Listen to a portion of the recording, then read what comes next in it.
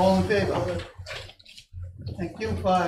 I'm going to turn this over to Denny. Denny's going to give a little talk on this and see if we can get it going and get this over with. Okay, what this meeting is tonight is a workshop in essence. I know I said it was a budget preview, but kind of a workshop. As you know, pursuant to the policy, the board and the town manager develops a budget and gets the advice of the budget committee. So we've worked on getting all of the issues that we have, putting them into a budget format.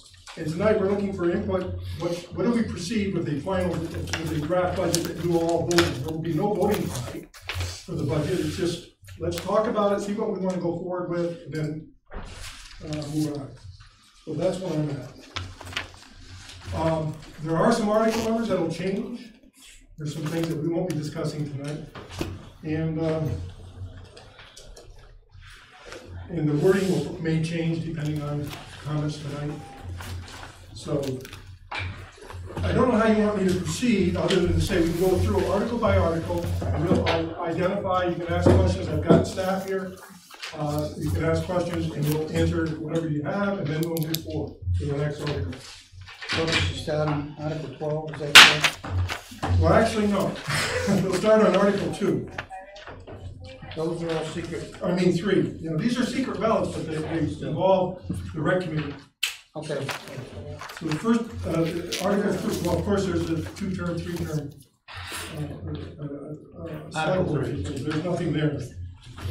The next one is on the recreational department. To proceed with secret voting, or with voting by secret ballot on following questions, shall the town raise and appropriate the sum of $149,782 to support the recreation department? The actual numbers we don't have. You have in your book though numbers to date.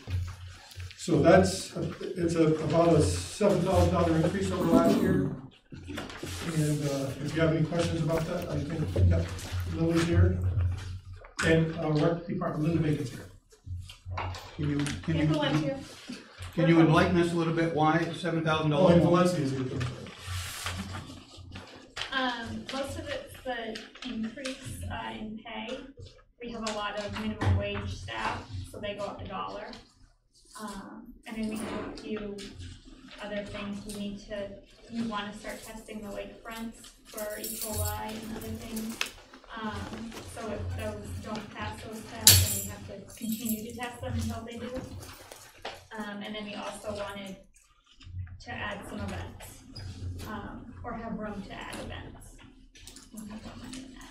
You said Lily, add what? Room to add what? Events. Oh. Yeah. Thank you. Any questions on that? I do. So Lily, the $100 for the events, what exactly is that? So if we wanted to start something new, or if we went over any of our events, we have a little cushion there. Okay, so that's essentially like a contingency fund. Yeah. Continue. The lakefront water quality testing, is that, so it was 150 this year and now it's at 310. Are we testing more than one location? So the 150 started just at testing the water in the building at the community center. But like parks in Oakland, they've been testing their waterfronts and had to shut down due to E. coli and other things. So we thought we should probably start testing too. And if I could, So I just want to check. So is that checking right there at the rec center and also at the public beach location? So that would be 2. So is that going to be enough? If it's 150 to test building water. That's throughout the year. And it's just $20 per test. $20 Yeah. per test. For you color swimming.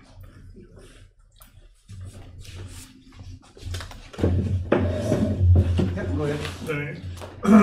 The offset from income raised by the rec department is $80,000 this year. What was it last year?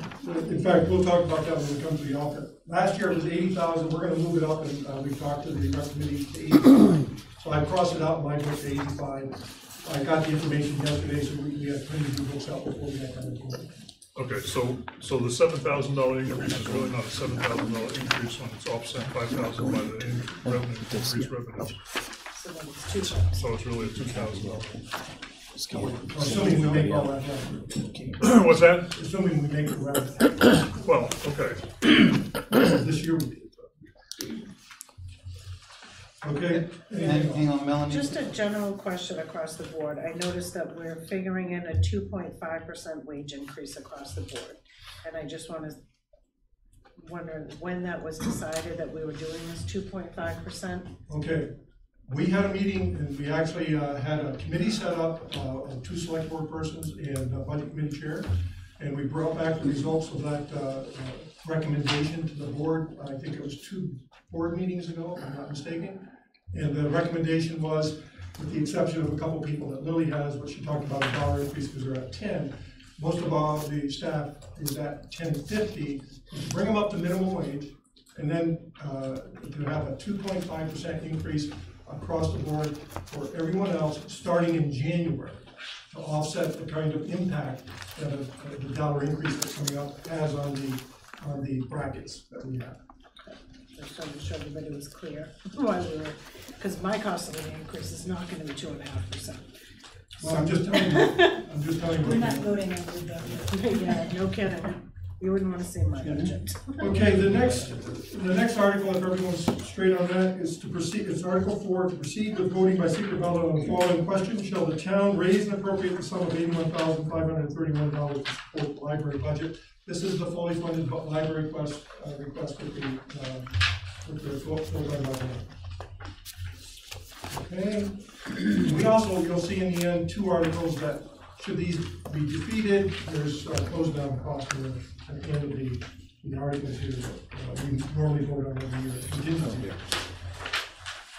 Article 5, 6, and 7, and 8, as you see in this particular packet, we won't be moving forward on, as we won't be moving forward on 9 and 10. Those won't be coming in, and maybe others will be coming in, but not until December 1st. You could, yeah. I do have a quick question on the library budget. Wages went up, the benefits went down. Okay. I was like, how does it go down? Nothing goes down, it seems like. Perfectly great question. The budget from last year was based on the idea that benefits were gonna be paid at 100%. They were not. It was changed to a 90-10 split, so the town pays 90 and the employee pays 10. So my understanding is that for this budget, we were also basing it on a 90-10 split. So that's the difference between benefits. It's the 100% versus the 90-10. Okay, thank you. Good question. No, I'm pretty sharp, you know. And we move on to Article 9 and 10, neither of which we'll discuss. I do have an article here that you, I believe, have agreed to move into the referendum section. It was the question on the donation of the Triangle Park. It's listed in your book as Article 46, but that's due to the last board meeting, you requested that to be moved to a referendum question. And it's been revised pursuant to the input that you had last board meeting when it came up, and that revision is in your book under Article 46.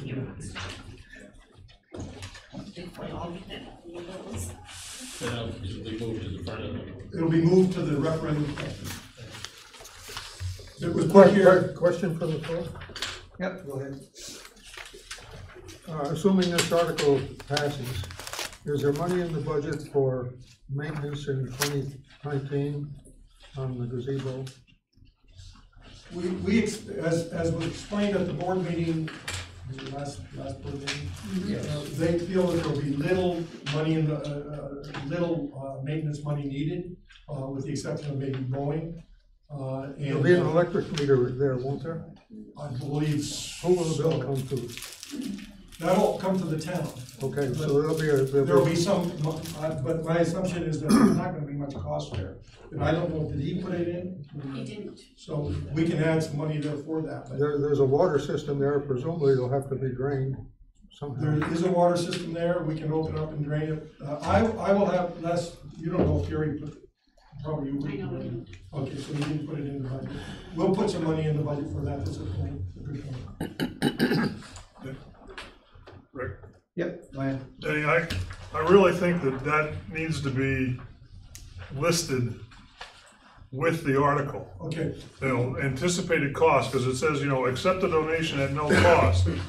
There may be no cost for accepting the donation, but it doesn't mean that it's not gonna have a cost to we'll have maintain, a- operate, and run. We'll put to the extent that it's allowed, I believe, we'll put the cost in there. I see what you're saying, it's a good point there. Well, So we'll have that in the article, when it comes up for vote, for, you know, for accepting the article by vote, I'll have that information in it. I presume that in the budget book, future budget books, it'll be a separate block in the facilities. Yeah, we'll put that in, yes. As part of parks. Okay, and then the Article 11 is the money that moved from 80 to 85 for offsetting taxes. We've already spoken about that. Hang on. Okay, 80, so that's 85 now. Yes, we moved it up to 85. The question is 85. Okay.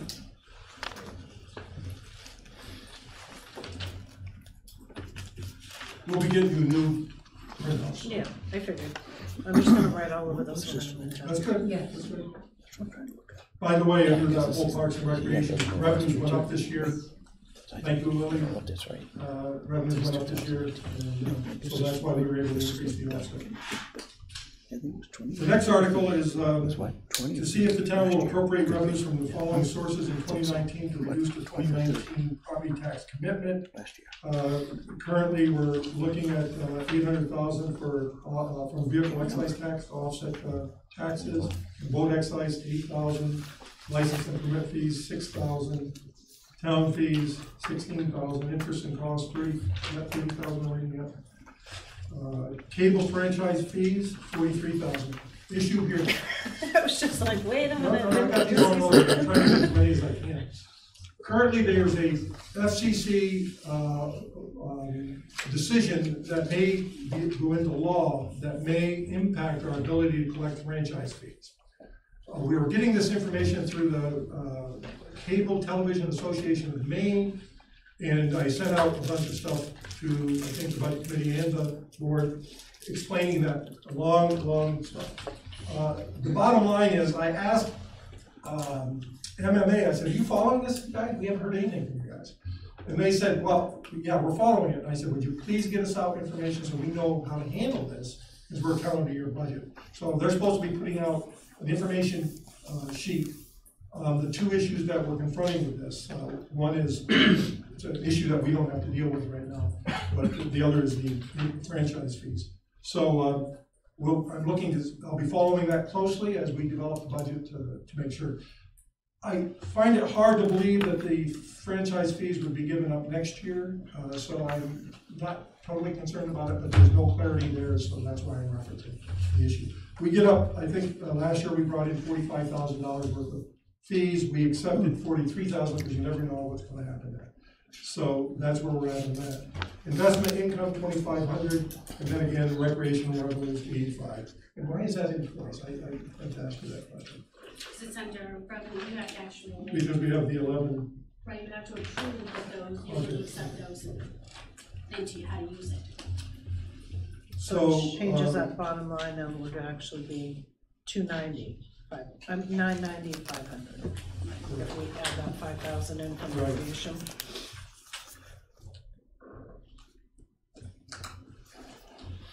Okay, this next article will probably be the most lengthy article that we go through.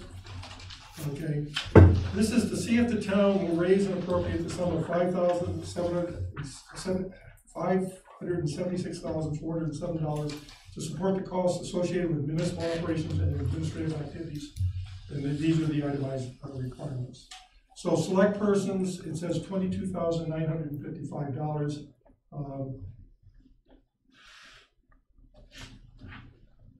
That includes the contingency fund of $7,500, wages and all of that, and I believe it's $8,500 for the purchase of a new table or desks that are $8,000 for the desks.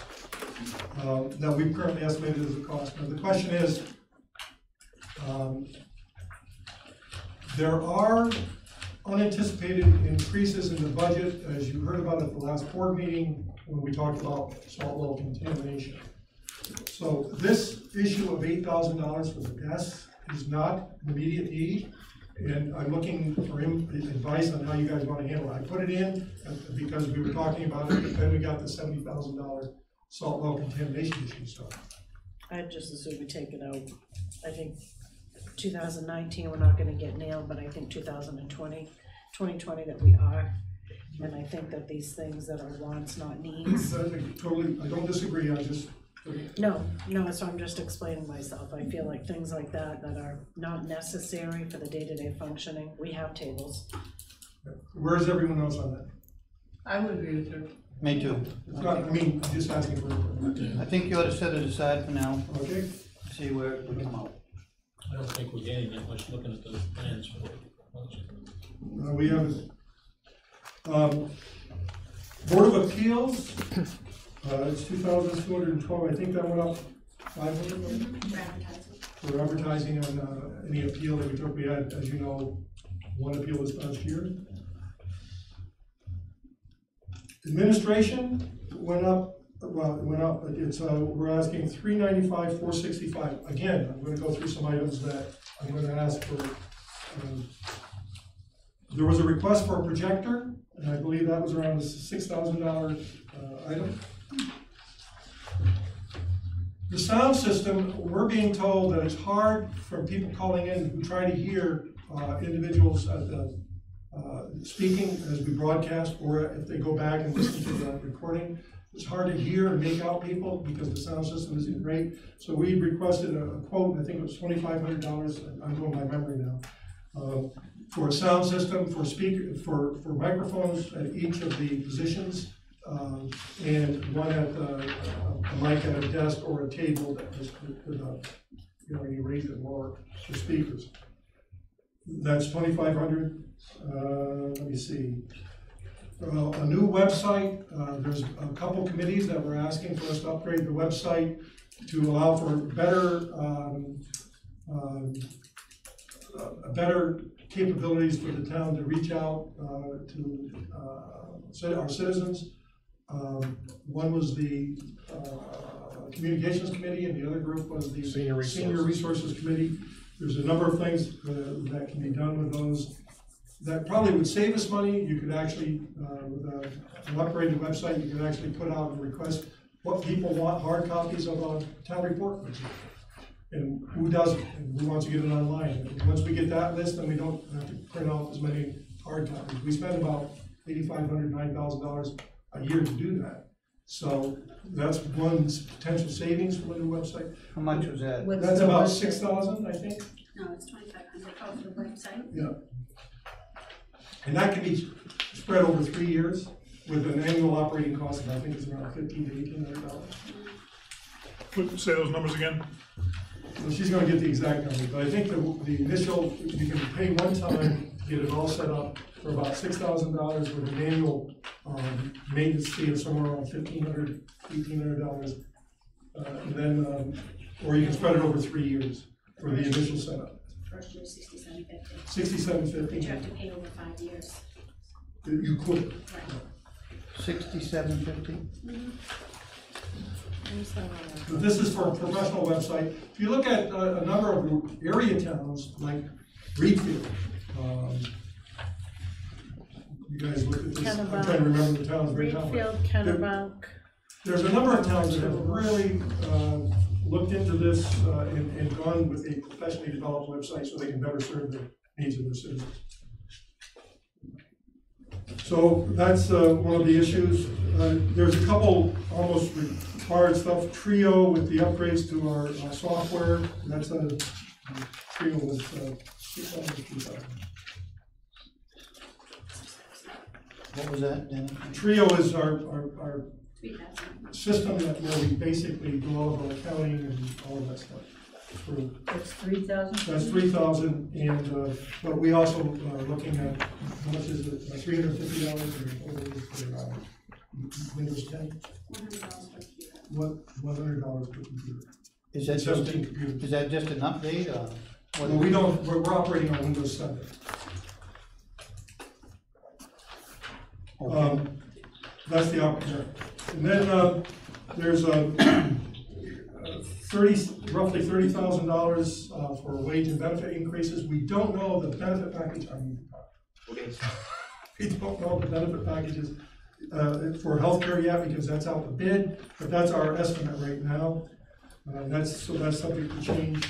There's an increase in legal fees by about $10,000. We had 17, I think, or 20 last year. And this year we moved up because of the number of issues going on in town, we've moved that up to 10. And then what's the other 25? Oh, planning You board. said you moved it up to 10, or you moved it up by 10? By 10. By 10. And then the planning board, we moved up by $2,500 for mapping issues, to upgrade. We upgraded, we're supposed to have gotten an upgraded map from Sewell Company. We're having some problems with that right now. But to move it, that's to get us to the map we currently have to a digital format. Now they needed to upgrade to meet the survey zoning ordinance itself. Correct. And that's about $2,500. So the question here, I would say that we could leave the projector go for a future time, although that's a nice feature, but we could leave it go.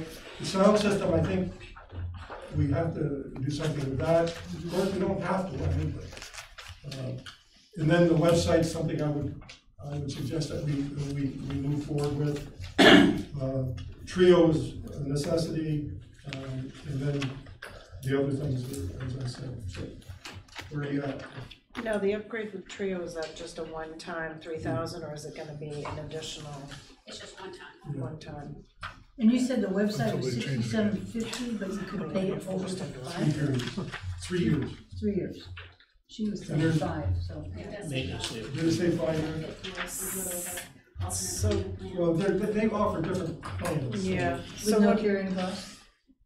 That would include the carrying cost. Okay. yeah, so when we first met with them, the quote was $4,500 and $1,500 a year maintenance. And then miraculously, a month later, Well, they got bought out. No. They became another they company. became another company, but when we had the meeting with him, I specifically asked by being I know. bought out if the cost was going to change, and he said, oh, absolutely not, I stand by this.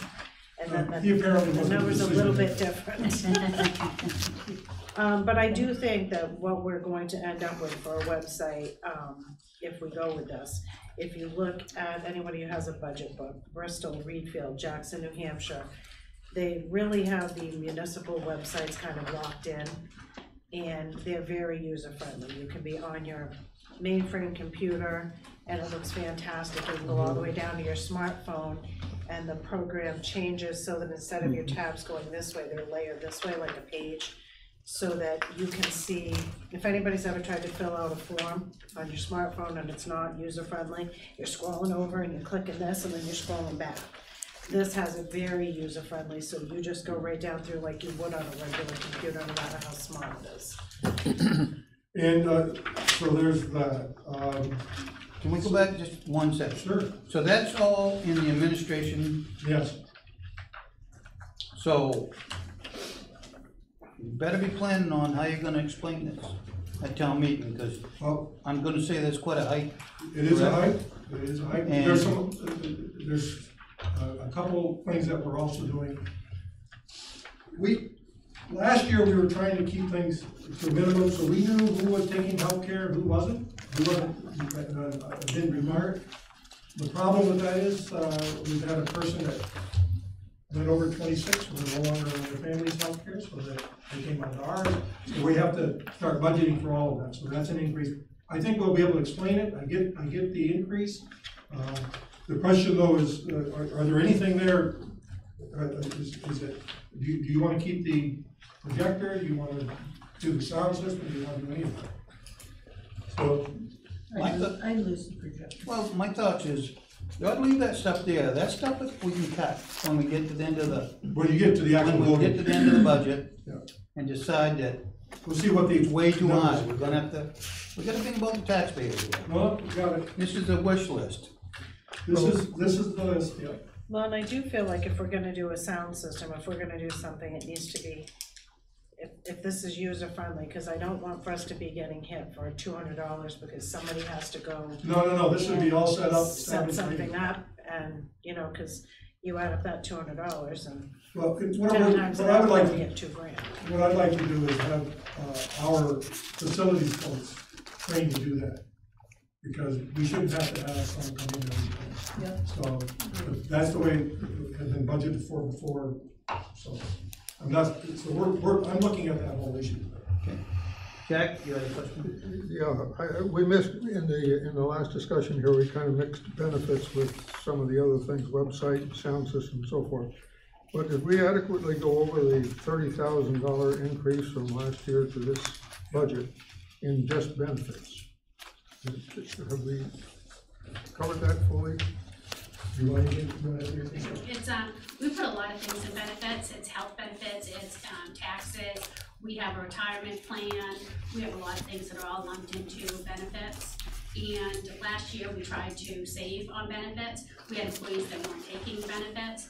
We didn't budget for it if they weren't taking it. This year, we find that we have all our employees are taking benefits, and we didn't adequately budget for that. So if every employee takes benefits, with just health benefits, it's about $48,000.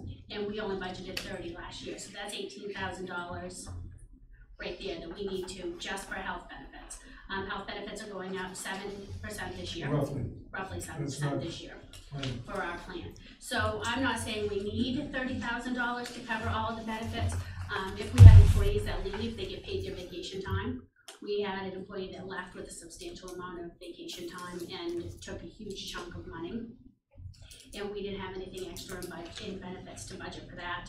Employees get 48 hours of sick time paid every single year, and that was never budgeted for. So that's where the $30,000 comes from. And it might not be that much, I just know that it's probably going to be. And that's because we haven't got all of the benefit information in yet. So we saved money last year, but this year we really can't save that money. Okay, thank you. Because we learned. Thank you. Okay? So, The total wage increase was about 15,000. I think I sent out a sheet on that. Yeah, it's about $10,000 on wages that it increased. Melanie's got a question, I think. so just for the record, I'm not a fan of the lumping. I think we spent a really long time trying to make sure that we had transparency. And I'm the queen of, if we're gonna put 5 things on one header, I wanna see the numbers for those 5 things, so that we can accurately track Okay. what the wage difference is, what the benefit is, if it's No, health. I didn't, yeah. You know, and so I'm not saying, and I know, Oh, no, there's I get been it. I this, just you know, wanna- can we tuck it all back, can we make this more succinct, can we save on advertising costs, but I feel like we're losing the transparency Well, there. we're not trying to lose any transparency. So this, as I understand, has been the approach over the last several years. Yeah, Because well, the way Trio set up in payroll, you have to actually have different accounts for each person, and they have one account that takes out everything for your retirement. I mean, all of that stuff, all your benefits comes out of one account, and it automatically cuts a check at the end of that when you do payroll from this one account. So I'm not sure how I would handle that, because Trio in the past, though, we were able to split stuff out. not since I've been here, so This I'm not is sure. new accounting system then. Well, hopefully this new upgrade will be better. We'll see what we can do. I get what you're saying, and we'll see what we can do, okay? Yeah. There needs to be an explanation in this, someplace. Certainly an explanation. One other question while we're just covering this stuff here. Under supplies, food and water, we had $1,000 budgeted for last year under general government. This year we have none. Medical, we had $100 last year, and this year we have none. Is that an oversight, or is it just we didn't use We it? don't get water here anymore. We don't pay for water for the town office anymore. System works. The water And are that we you get, testing like the that? water bottles that you Are our get. water tests in there for that? Dennis buys the water here, we don't take it out of the budget. Dennis, No, You can't do the that. testing is done, yes, it's all budgeted in the facilities there. So we test the town office here, we test the other facilities where there's available public water, even a couple that don't require it, because there's only so many people at this facility, we want to test anything else for the staff that use it. So that's all in the facilities portion. And medical? It was for like medical supplies, like first aid kits and all that, so I went around and we have 2 first aid kits that are completely stocked, so I didn't feel like we need to be purchasing. And if we do, it's going to be minimal. Okay, is there anything in them that's out of date? No. Because that's one of those things, those Pretty first aid kits, I'm always like, ooh, 2016, we should be using that. I just took over our second office, and I can't tell you the stuff that was outdated. I'm like, dude, Neosporin from 2013, not still good. Let's get rid of that, you know? All right, now we set on 14. So we're all set there? Any other questions? Seeing none, let's move on. Article 15, see if the town will raise and appropriate the sum of $202,416 to support the following divisions of public safety with any unexpended balance from the fire and rescue division for option for the fire and rescue department reserve account. You see the amounts there. I think that do you have any comments on this in terms of your part-time, your weekend people? Yeah, we had put that out, I believe, I think the select board saw that. I don't know if everybody knows, but just like in any other place, there's a big shortage of people going to calls. I mean, even we got the members, we used to get 5 people going to rescue call at night.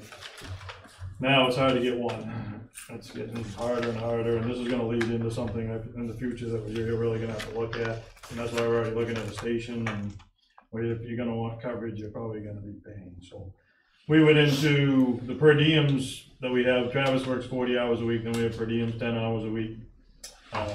And there was a set pay schedule when we did that. Paramedics was $16.54, advanced EMTs were $15.47, and basics were $14.87. Our regular, that was people working that 10-hour day that we hired to come in, but our regular EMTs and advanced EMTs and paramedics were not getting paid that in the department. So we proposed to move them up, which will not change the budget because we had enough in our payroll. We believe that we're going to be covered for this year. We won't have to. We're not increasing our budget. And the other thing was to pay. So Friday at like 5 o'clock when there's no per diem, through the weekend and at night, to somebody, if they go to a call, they're going to get us a $30 stipend plus their time. See if we can generate some people to get to going to the calls. It's getting really, really hard in the fire service and rescue service. People are getting so busy, and our average age in our department is going up, and it's going to get harder and harder. So it's not affecting the budget. We're trying to do this because people are going to calls, so you're not paying out that payroll from last year. So we're just hoping it's going to generate some movement. So what he's hoping is that the $30 stipend, that'll be a fixed fee that you pay right up front, plus a minimum of 4 hours. 2 hours. 2 hours. 2 hours, is it? I thought it was 4. I got it down as 4. Which time you get up out of bed, go to the call, get back, you're going to be 2 hours. That's the minimum they can expect to receive, at least that. And after that, it's hour by hour. And this is just for not for like our structure fire. No, I know. Just medical. Fire, we don't usually have a problem. It seems to be medical is a big thing right now. But it won't affect the budget. Our budget pretty much stays flat. Well, that was one thing I noted. I was like, how come theirs didn't go up 2.5%? Everybody else's did. Hey, you just gotta figure it was, if people aren't going to the calls, we didn't use the budget this year, so that's why we're trying to use that for next year, and maybe we can increase that, Now, Dan, normally if the budget's not used, there's normally an article that goes back into the capital reserve. Right, into the, does it go to the capital reserve or does it Goes go to to undesignated? Fire and rescue. Capital reserve, so then we can pull it back out to use, so if For we didn't equipment. use it all this year, and it goes into the fire capital reserve, do we need an article that says we wanna pull this amount out of the capital reserve to apply towards Just says 2019's budget? To pull out to use for what? So you're saying if we didn't use all of the budget as far as wages and stuff for this year, Yeah, so whatever's not used rolls over into the reserve fund. correct. Do we then need an article that says, say 60,000 rolled over, and you wanna use that towards next year's wages? do we need something that says, hey, we can take this back out and apply this towards 2019? No, but I'm just gonna be using our wages from this year, or the next year's budget. I'm not gonna be taking from that, that's gonna be used for trucks or equipment or whatever. That's an equipment. Yeah. And if the board has the authority to expend money from any of the capital reserves, for the purposes that are set down in the capital reserve. So you don't need an article to expend money out of it. If I understood your question correctly, you were asking whether or not you could take money to supplement any shortfall in wages. Right, so I was saying, But okay, no. so if we didn't use 112,000 this year and there's 6,000 left over, and we're figuring that next year, we really were asking for 112, but we really need 118, because we still have 6 left over. Is there anything that we have to do to make sure that that money is available? I don't think it can be used for wages, No, it's equipment. large equipment and. Right. Okay.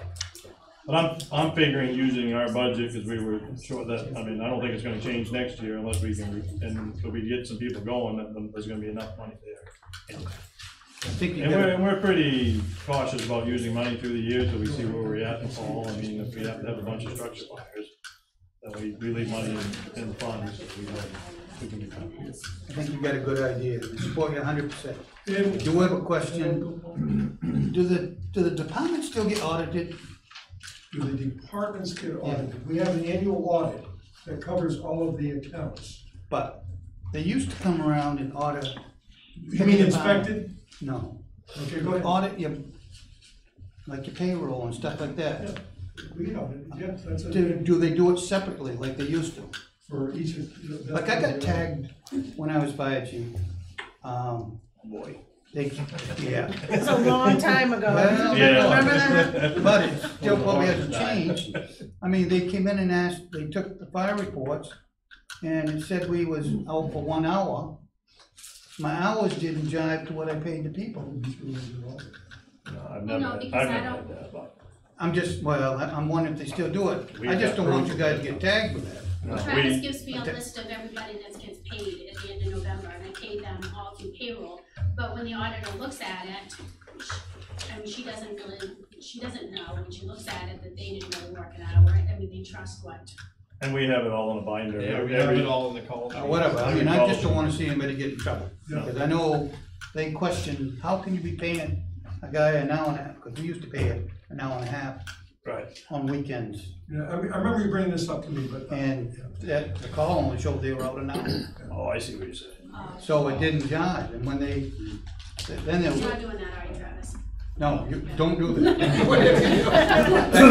If it's an hour and 5 minutes, you back them up to the hour. You just figure, by the time you get up, go to a rescue call, back to the station, back to your house, You're more than 2 hours. you're 2 beyond hours 2 hours. plus. I mean, But I'm just everybody's saying, back to sleep. that's the only thing that I can see that, But the auditor that does the audit for the towns doesn't go to that detail. Right. I guess they don't do it as much as they used to. But that, I mean, that's a plan, and I've been trying to tell the board and everything, it's, you can read it in the papers every day. I think it's great. It's gonna get, That was the only thing I was concerned about. and it's just something we're gonna try and Mike, just, has got a question. Quick question, Denny. If this is meant to be Department Capital Reserve account, should it say that? 16.5. Just a reserve account. I remember. But as I read it, you can use it for anything, as a reserve account. And this is gonna be. Well, I think it is 14. I think it is titled the capital reserve, so we'll look into that and check that. Just say We what have you need to 47. be. You need to say. Thank you. Because it is the I think that's capital true. reserve. I think so. We have under public safety the contract with the Waterville Animal Shelter. Have we renewed that for this year since they're staying open as? Well, we've had a contract since we signed it at the beginning of 2018. They're staying open, they're still serving us.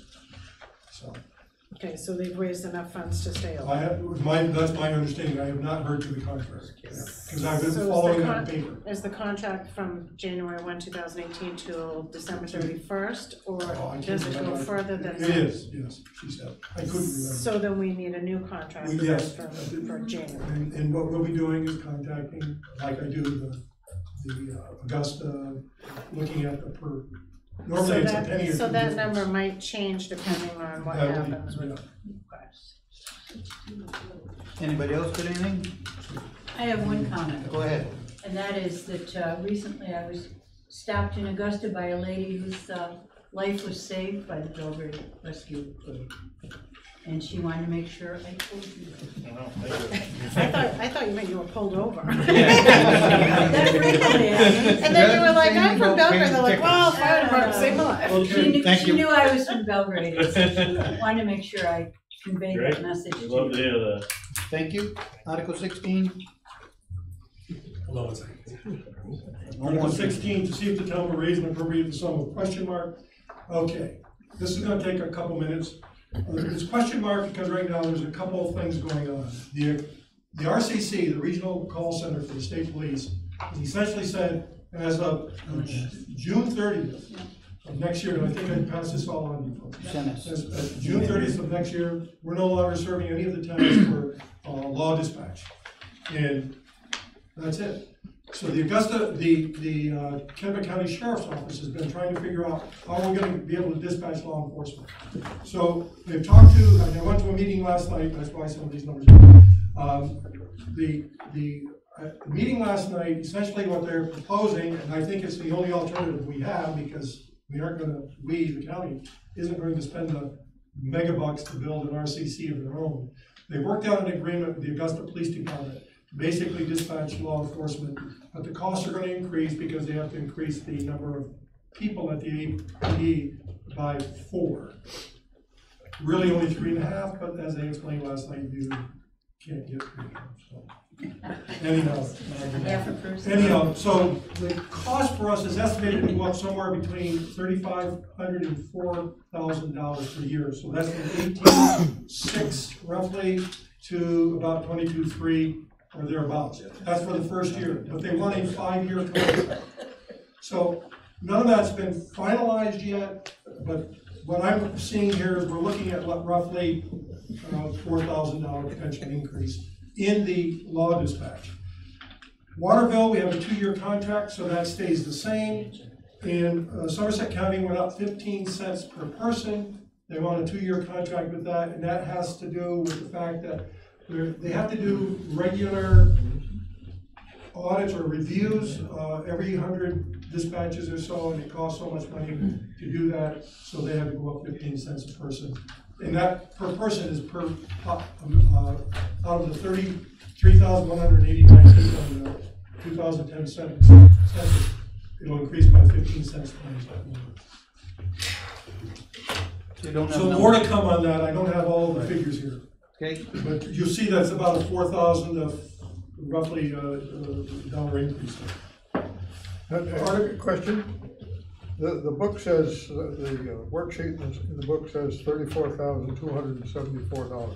That was last year. This year, and it says that for the budget request. Says the same number for the budget. Well, then it wasn't crossed out because she didn't know. I didn't know the We answer. were trying to get the information, and the information I didn't get from Somerset until last night when Mike Smith came in and said, oh, by the way, that's 15 cents.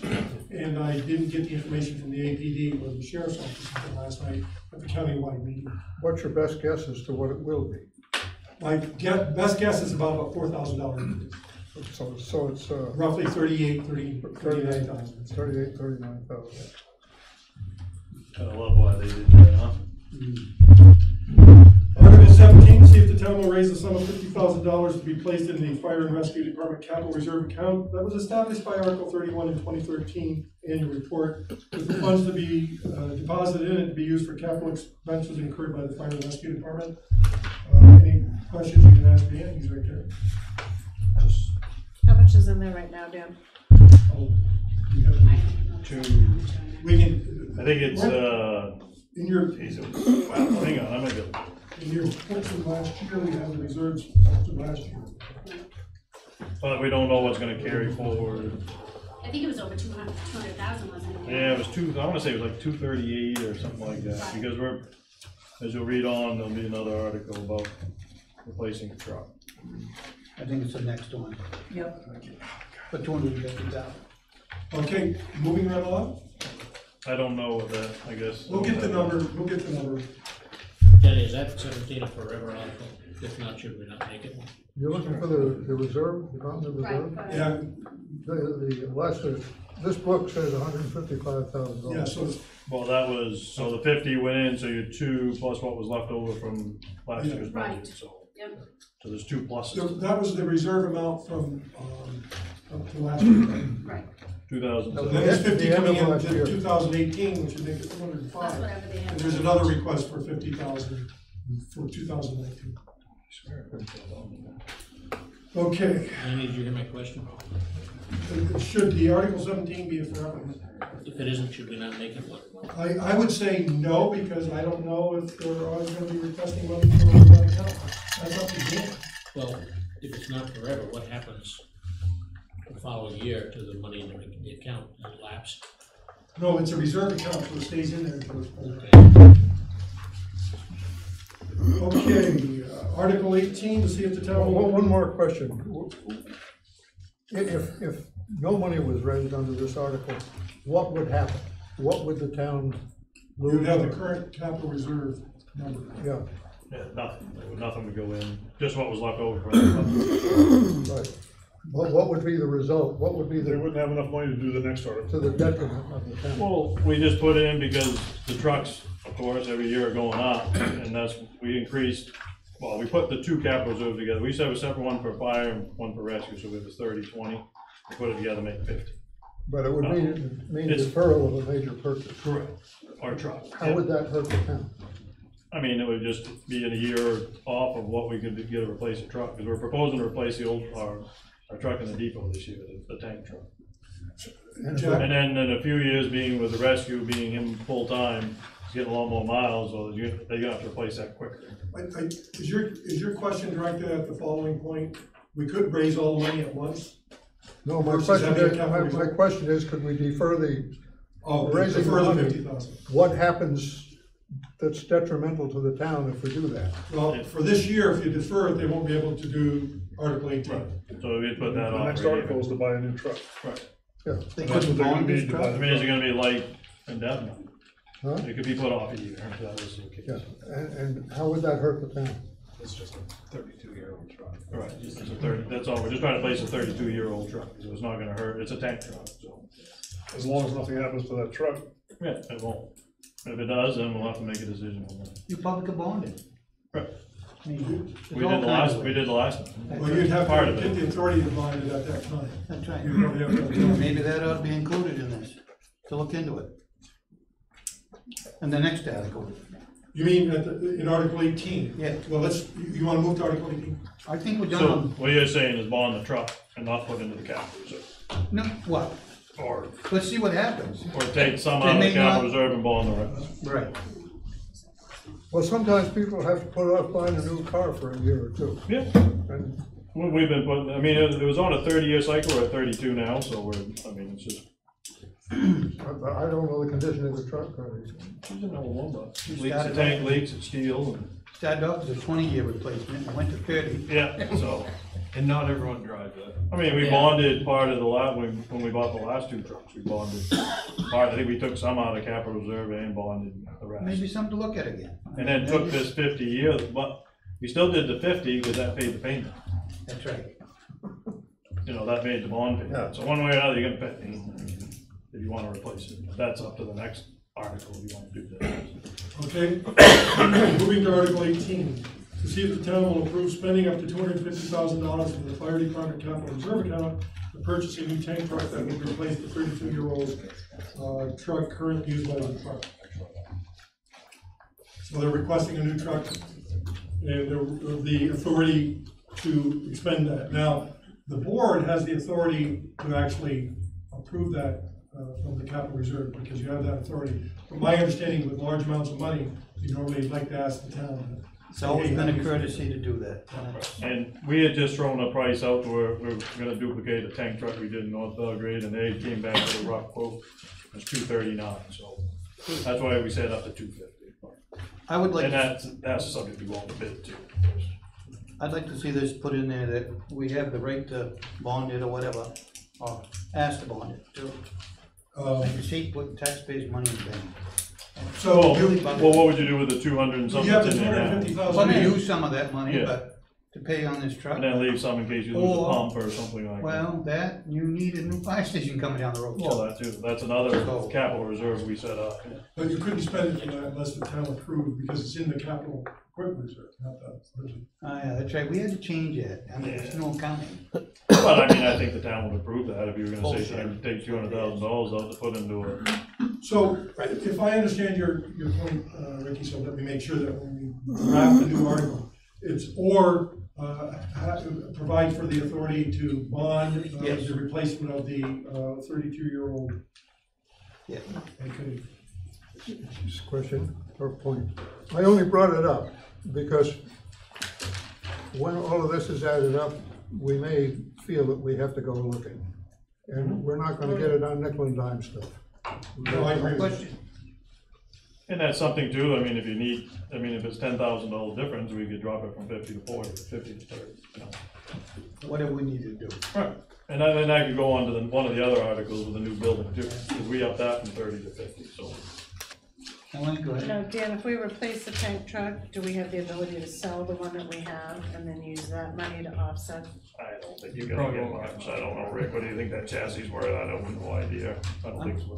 I know a guy might be interested in it. I mean, the tank's rotting out, it's a steel tank, all the new tanks coming now are poly, so. I don't know what you The get. tank, I don't think you're gonna get much more, so you're gonna get something for the chassis. A farmer will buy it or something like that. It's not like you're gonna make $30,000 or $40,000 out of it. You want a plastic tank? Yeah, 5 or 10, I You don't might. know, I don't even know. A plastic tank. I'll put it out. To chest. I don't know what- We have the authorization. You have to the do that already. authorization. That's right. All right.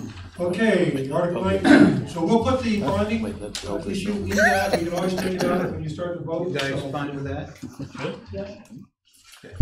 Either way, you make- Article 19, to see if the town will vote the sum of $50,000 to put into the Fire and Rescue Department Building Capital Reserve account that was established in Article 20 of the 2017 town meeting warrant. That would, last year's request was 30, this year's would be 50, and that would make a total of 80 in that account. Question? Yep. Has it been determined where the building will go, or what kind of schedule we're looking for, and what the total cost would be? Well, actually, there's a building committee, and Dan had a meeting the other night, and I went to that meeting, and Dan, you want to explain that? We have, well, we're looking for something in this depot area, if anybody wants to sell anything, around 5 acres, but I have a list of people I'm going up to see. So it needs to be in the depot area, somewhere we're looking from just past Hammond's, to just past Christie's, to maybe up by Morris's, in that area. Any So I have a comments? list of people, but with this committee, I mean, this is a long range, this is a few years down the road. I can tell you right now, Oakland's just designed one and did, and theirs was not anything fabulous, I think theirs was too big, maybe more. Yeah, So- so- So, that's the answer to your question. And the whole reason it was starting is in case a piece of land does come up, and then to give them the authority to say, yes, we can buy it, you know, if we can find the right location. All right, let's go back to 19 and work on that one. We're jumping ahead here, so. Which one's that? That's the one on the The 50,000 extra 50,000 to bring it up to 80. for the capital reserve for the building. And that was one, I mean, we even discussed when we did it, that if there was something townwide budget that needed to be cut back, then that would be. So we can do that at the final vote, because we'll know better. Sounds I good. mean, I was just looking to have like 80, I don't know what 5 acres of land, or, you know, hope somebody might donate part or give us a good deal, but I don't know that, but we're gonna ask for. I would, I have a lot easier time putting money in for a truck that we know is gonna be replaced than I do for the building, because $50,000, $80,000, $100,000 is not gonna make a huge dent in the cost of building a whole new building, which is gonna have to be financed. No, my only thing was to get a piece of land if it comes up, because you know. That's the land next areas article. around You want to here. have cash to be able to buy the land. If we don't, then we have to wait and go to vote. That would be mine. I agree with you on the whole aspect of the whole price of the project, just guessing at prices. I agree with you, it's gonna be financed or, but just have some money there, and hopefully in the next few weeks I'll have an idea if anybody's willing to sell, you know, sell a Well, piece you've of got, land. you've got $30,000, and if anybody's not necessarily gonna give you the whole land, but a small down payment with some you know, negotiating room. Right, Yeah, and I think, And part of it's for designing too, because we gotta get an engineer involved. And Well, that's, to start the whole that's aspect. gonna build a whole Yeah. budget, you know, you're gonna have to. Well, yeah, but you can't get started without having any money, you know, like they did with the town hall, is you get engineering costs and to go get prices. so as we move forward toward the final, toward the draft for voting, at that vote, we'll have more information, I hope. Yeah, I'm hoping to find out. the next few And, weeks. we can modify this at that time, 50, 30, nothing. But I understand where Dan's coming from. You need something to move forward, but based on my. well, even with the engineering, how do you put something up for bid if you don't have engineering? And that's, Jack? Yeah, do we rule out putting a new fire station on this site? I think only a bit. The way, well, unless you've got 365 days of Christmas. Yeah, you'd have to get more property. Because the line comes right up this side and right behind like my truck, it's not very big on this side over here. The other, And that side's the other gonna issue fall. is, we have a study underway right now that's supposed to be completed next fall. Looking at the combination merger, inclusion of the road department in this whole process. And I think part of the thinking that the fire department has is that we need something in this area so that we can access that for the Rome, right? Well, the whole thing is too, is Travis is spending majority of his time besides doing the truck checks and stuff at the other two stations in the lakes. You gotta call in North Belgrade, your travel time, and 15, especially 16 minutes. right now, even worse with construction, but. That's why the Once the location- roads are done, it's still a long time, I don't care, from Belgrade Lakes to. Well, you'll be able to drive faster. Yeah, Right. Hey, all right. But, I mean, that's what we're looking at, that's why we wanna move to the depot, and for more people, I think you're gonna see in the future. Let's act on, I mean, it's enough on Article 19, I think. Right. Let's go to Article 20. Article 20, to see if the town will allow with the board's approval the expenditure of money from the fire and rescue department building capital reserve account to purchase land for a new central fire station. And I think that that's been pretty much hashed out. We've covered that one too. Yeah, we did that one, right? Okay. Now we're gonna go into the fun stuff. No. I've got this under public safety. I don't know if it should be under public safety. Maybe it should be under public works. You see here. Solid waste. No, this is a question where I'm gonna put this article, but let me read it to you. Shall the town raise and appropriate $3,000 to carry out a study to determine the best approach to move from leasing our streetlights from Central Main Power and converting them to municipally owned LED streetlights? Note, savings are estimated to be approximately 70% of the current cost, roughly $9,000 per year. on doing the conversion. Now, I went to a meeting today to see whether or not we could use a grant money from Cape and Cog to get a group of towns together and have that grant money pay for this kind of analysis. I haven't got the answer to that yet, but in speaking to the Streetlight Conversion Committee the other day when we met, there was, and we went to a meeting in Randolph with 5 other towns, talking to Real Term, which is one of these groups that does these conversions. And they estimated roughly about $2,500 to $3,000 to do this study and analysis. And so that's why we put it in. But if I get information that we can do this through the grant, then we can drop this out. This is, we spend about $9,000 a year roughly on streetlights, lighting, and leasing the streetlights themselves. This will allow us to essentially stop the lease costs. We'll buy out from CMP the fixtures that are already there. We'll put up new fixtures, and we'll save about $5,000 to $6,000 a year in just the lease costs. And the lights last 15 to 25 years. You can set up a contract that essentially will allow the payment using the same amount of money we currently have over that 4 or 5 years that what the contract is. And then we start saving the money, and we can have a contract with one of these companies to change out the lights as necessary. Am I correct in all that? Yeah, I think Yes. you pretty well described it, and while we're gonna have to come up with a small amount of money to begin with, basically, it's not gonna impact our costs, because it's gonna cost us the most it's gonna cost us is what we're currently paying CMP. And as soon as we get past the payoff time, which is 4 or 5 years, 6 years, we're gonna be dollars ahead. Yeah, So 6,000. it just seems like a good future plan. What about the sleep disruption and that we had talked about initially? Well, actually, Like sleep disruption from the LED? The LED, one of the things which they explained at that meeting that we went to was that if you get the right temperature lamps, whether it's LED or anything else, it's not gonna cause an issue with regards to the brightness, the light, the color, whatever.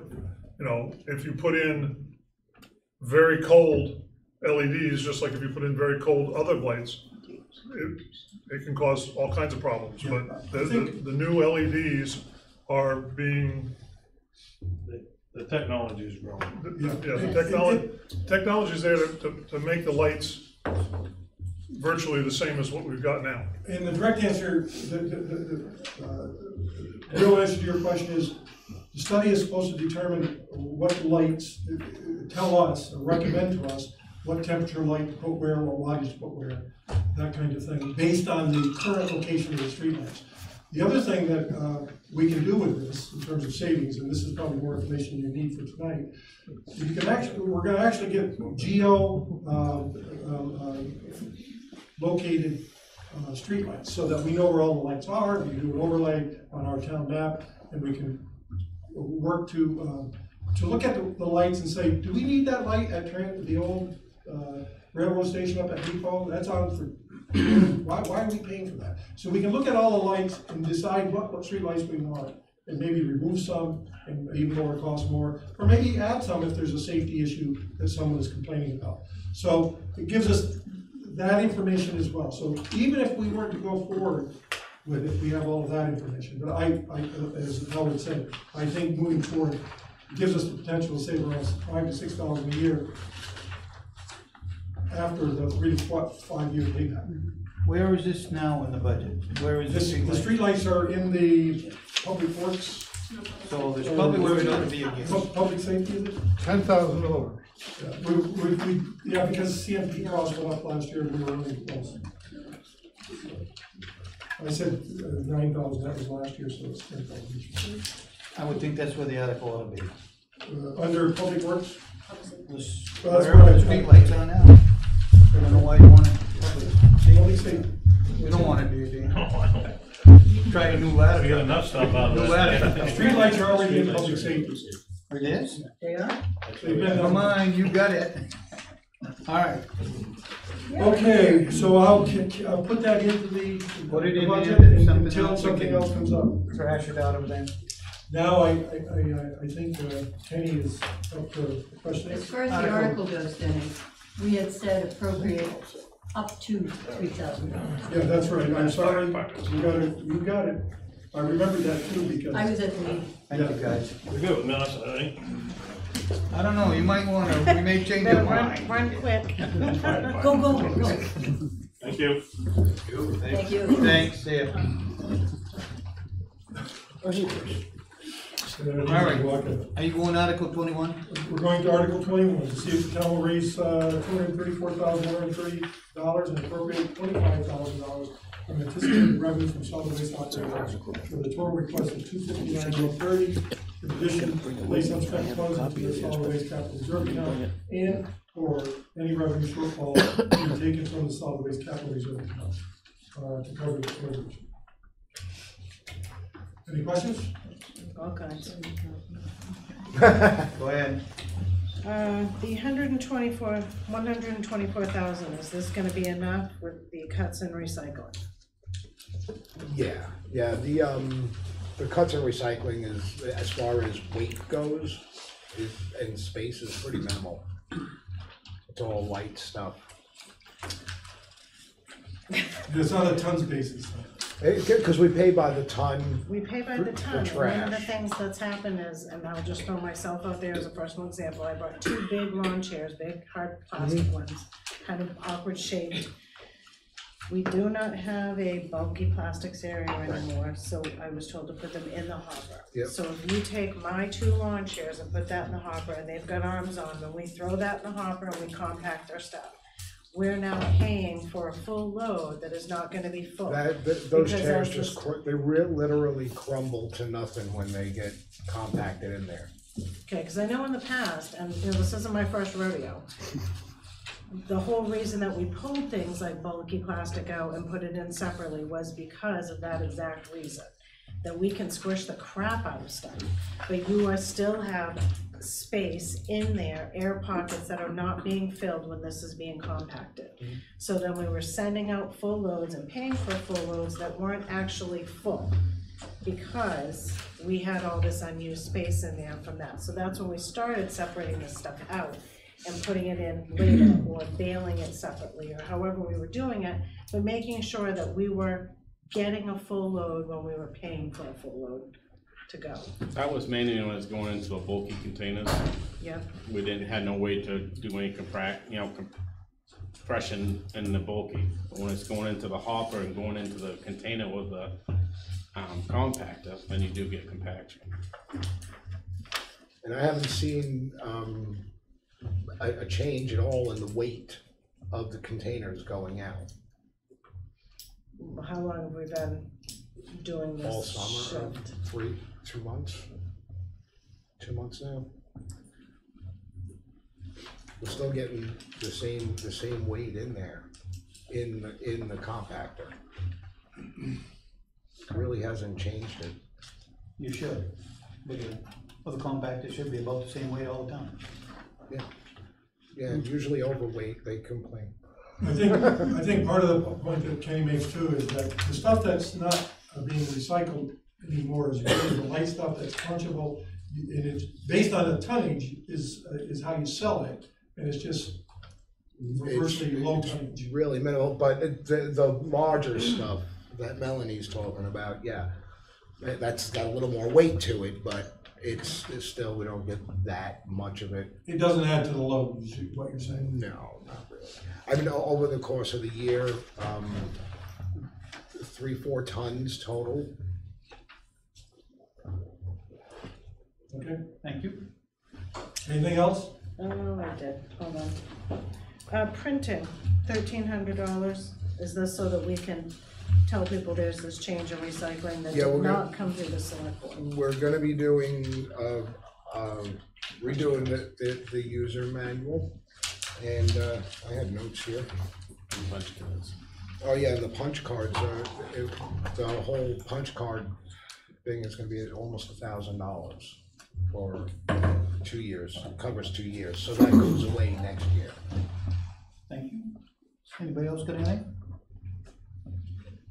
Okay, Article 20, Hang Well, I on. wasn't done. I'm sorry.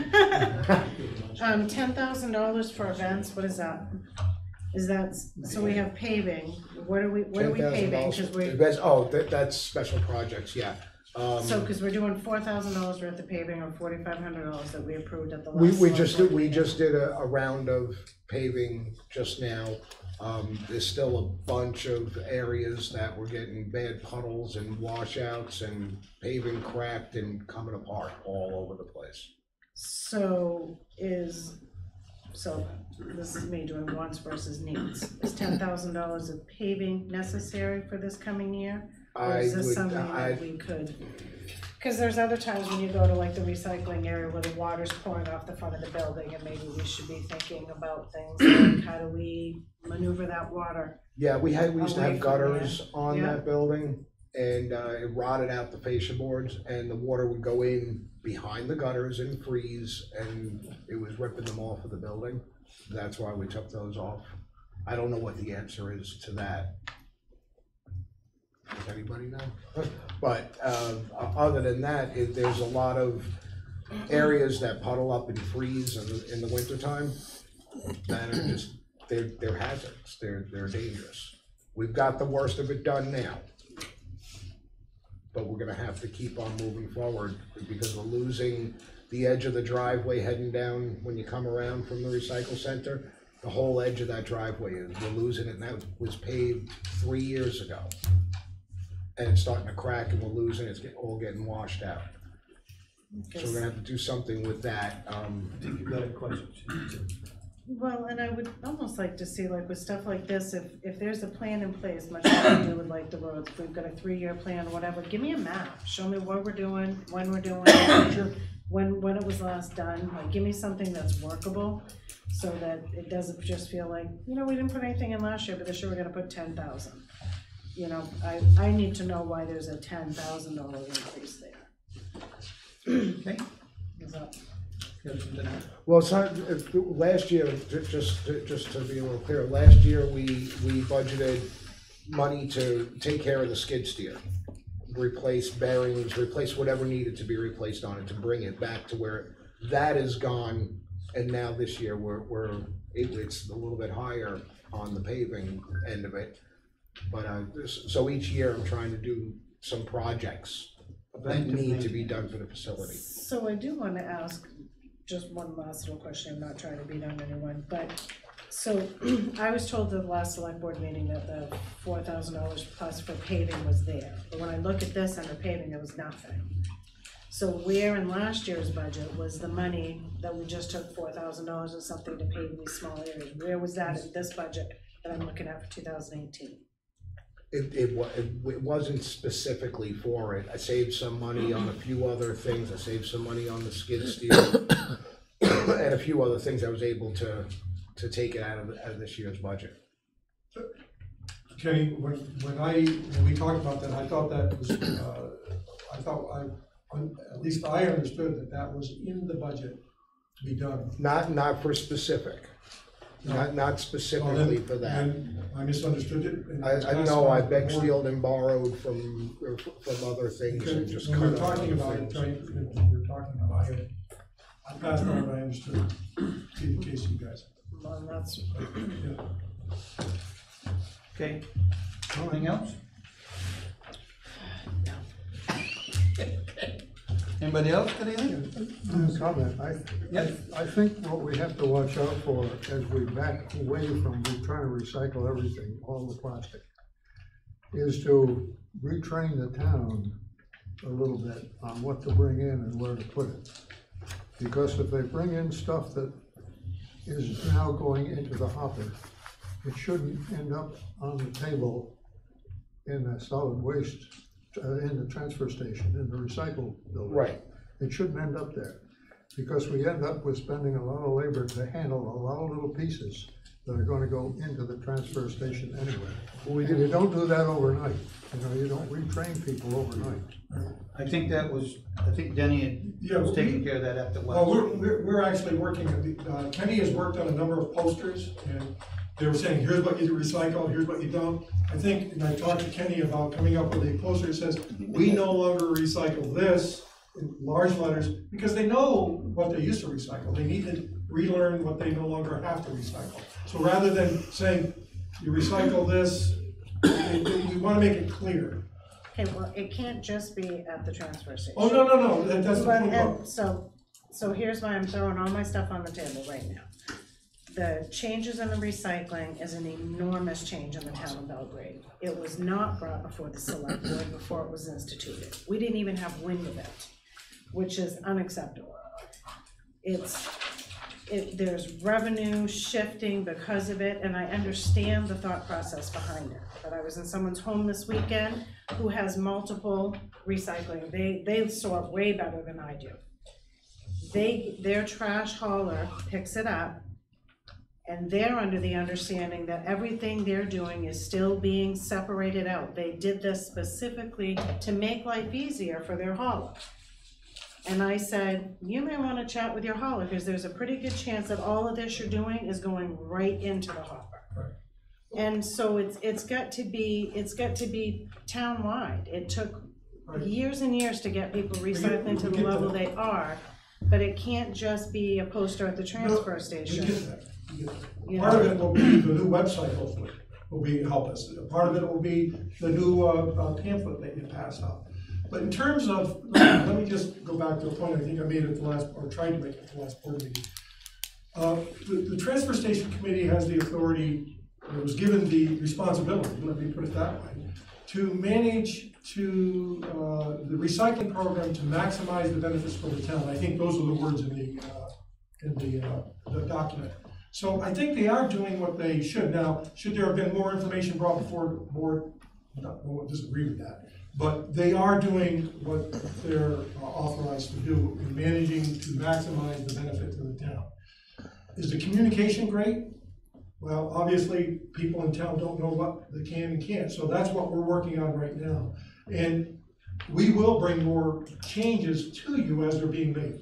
So that's just, get it in terms of communications, but they do have the responsibility given to them by the board in their Okay, so let's get back to Article 21.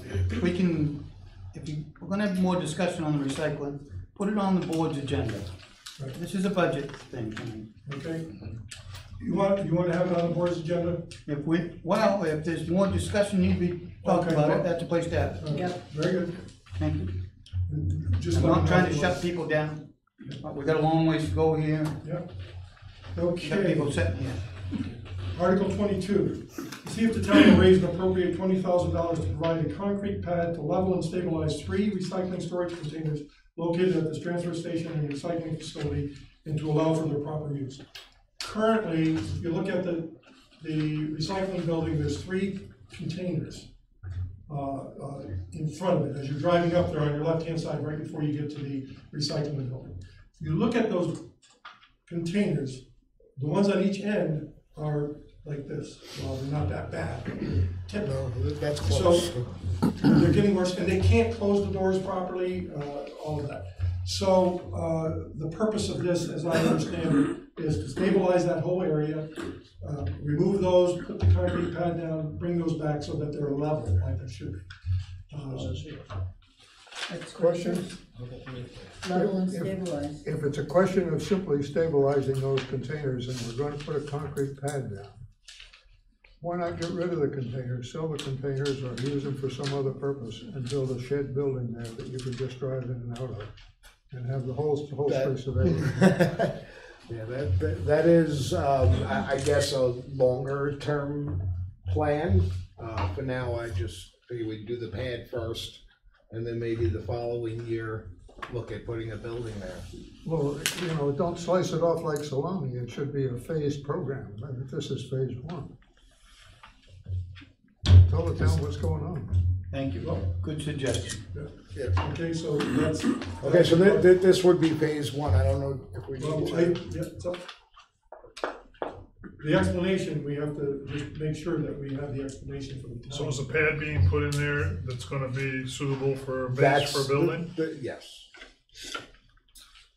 Yeah, we had it, I With guess appropriate frost walls and everything? engineered out to eventually hold a building if we ever wanted to do that, yes. So I'll modify the article to reference phase 1 along. Well, yeah, because we gotta throw it all out there. I don't wanna think we're doing a pad and 5 years down the road, we've got a different plan in place for it. We've already engineered it in 2018 and 19 for something different. $20,000 isn't gonna take care of an engineer coming in there. Right, but if he's saying he's engineered it for something or had it engineered so that it would hold a building, because my other thought was, do we have to have those recycling containers there? Is there some other spot on the land that we own where they can be, or are they there because it's right near the recycling. They're there because, Makes sense, 'cause we're yeah, putting the one of them bales right holds down, news, right? baled newspaper, one holds magazines, and one held mixed paper, but now office paper. So you've had it engineered already? Yeah, Tom is licensed, correct? He's a Yeah. licensed engineer, yeah, Tom Daniels. Fine, okay, then we're fine. 20,000. Well, we'll have to put the, as you said, whoever said, the 3-year or the 2-year, whatever it is, we'll have to specify that somehow and explain it to the town. It may be in the article or not. We'll do it. So you're gonna add that to it, Yep, right? yep, got it Okay. right down here. We all set on that? Yep. Let's move on. Okay, Article 24, this is Public Works. To proceed with voting on the following question, shall the town of Belgrade vote to raise and appropriate an additional $21,267 as this portion of the cost of constructing an additional 500 feet linear feet of new sidewalks and increased road widths in order to create legal parking locations throughout the Belgrade Village for a total cost of $60,600.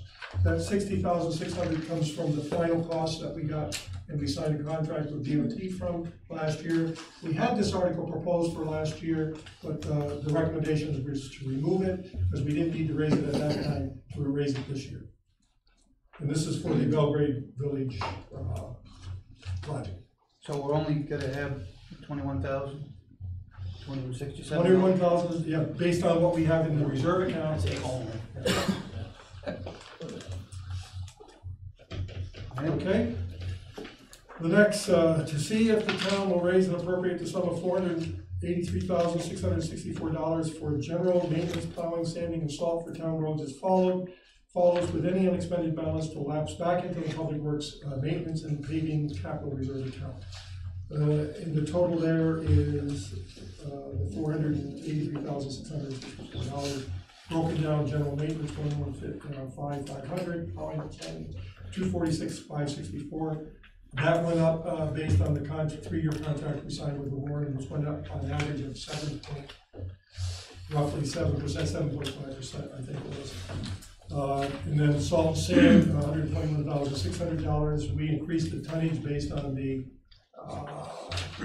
priority salt sand issue. I can't remember.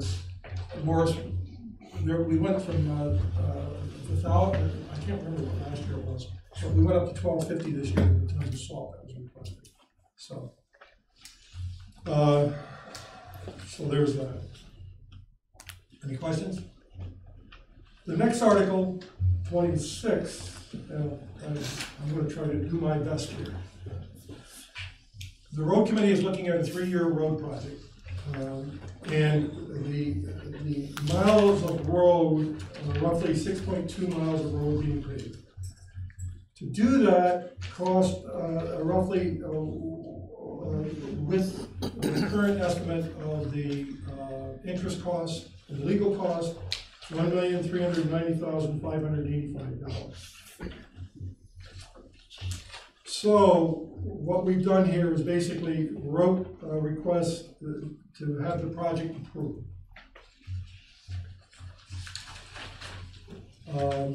We provided the amount of current, the outstanding bonds with the anticipated amount of bonds to be issued, which would be based on, I'll explain that.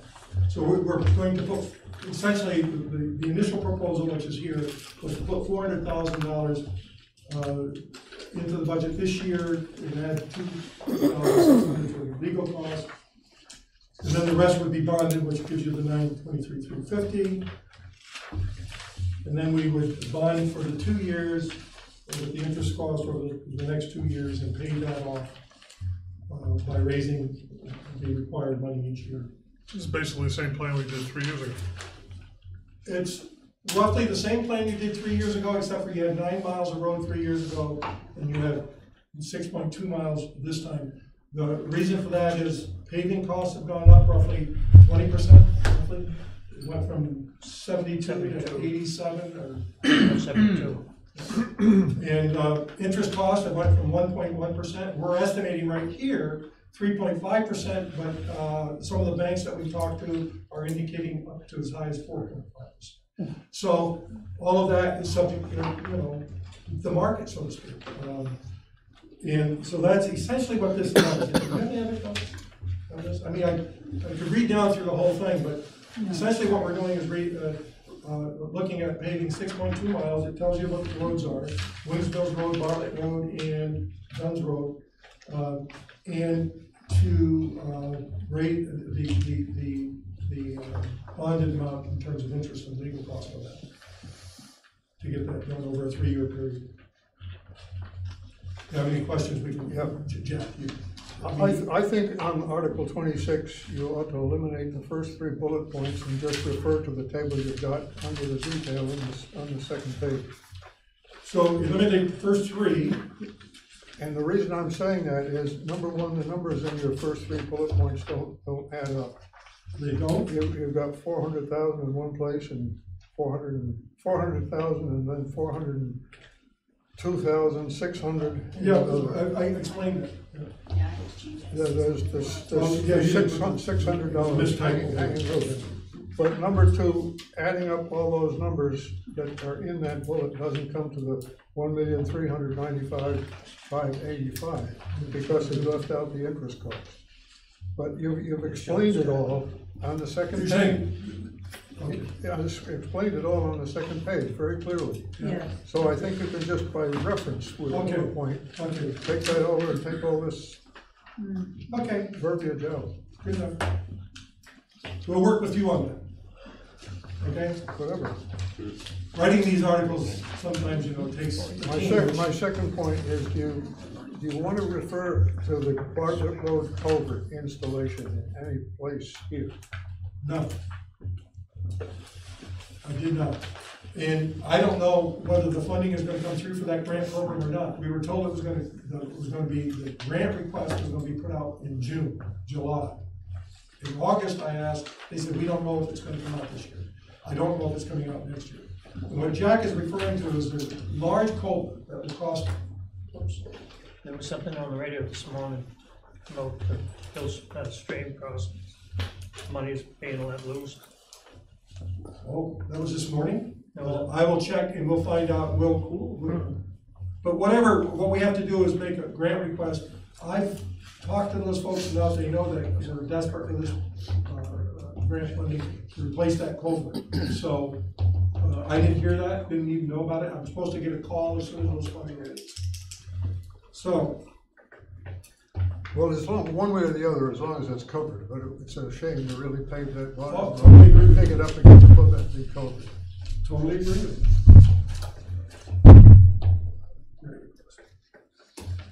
Okay, thanks. Checking. Anything else? Melanie?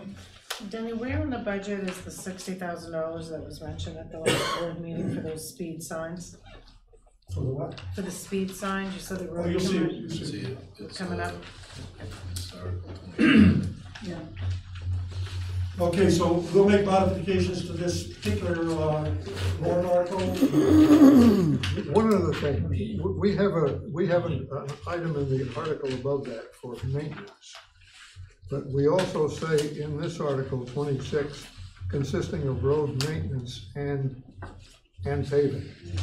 I'd like to say road improvements and paving, so that It's we're probably a not, better term, I use the terms that we. we're not mixing maintenance up into. But we eliminated that whole, Yeah, I know, but it appears further on. it does again. Yeah, You're gonna change that. yeah, it appears on the table. Yeah, it does. Maintenance and capital are two different things. Well, absolutely, but, yeah.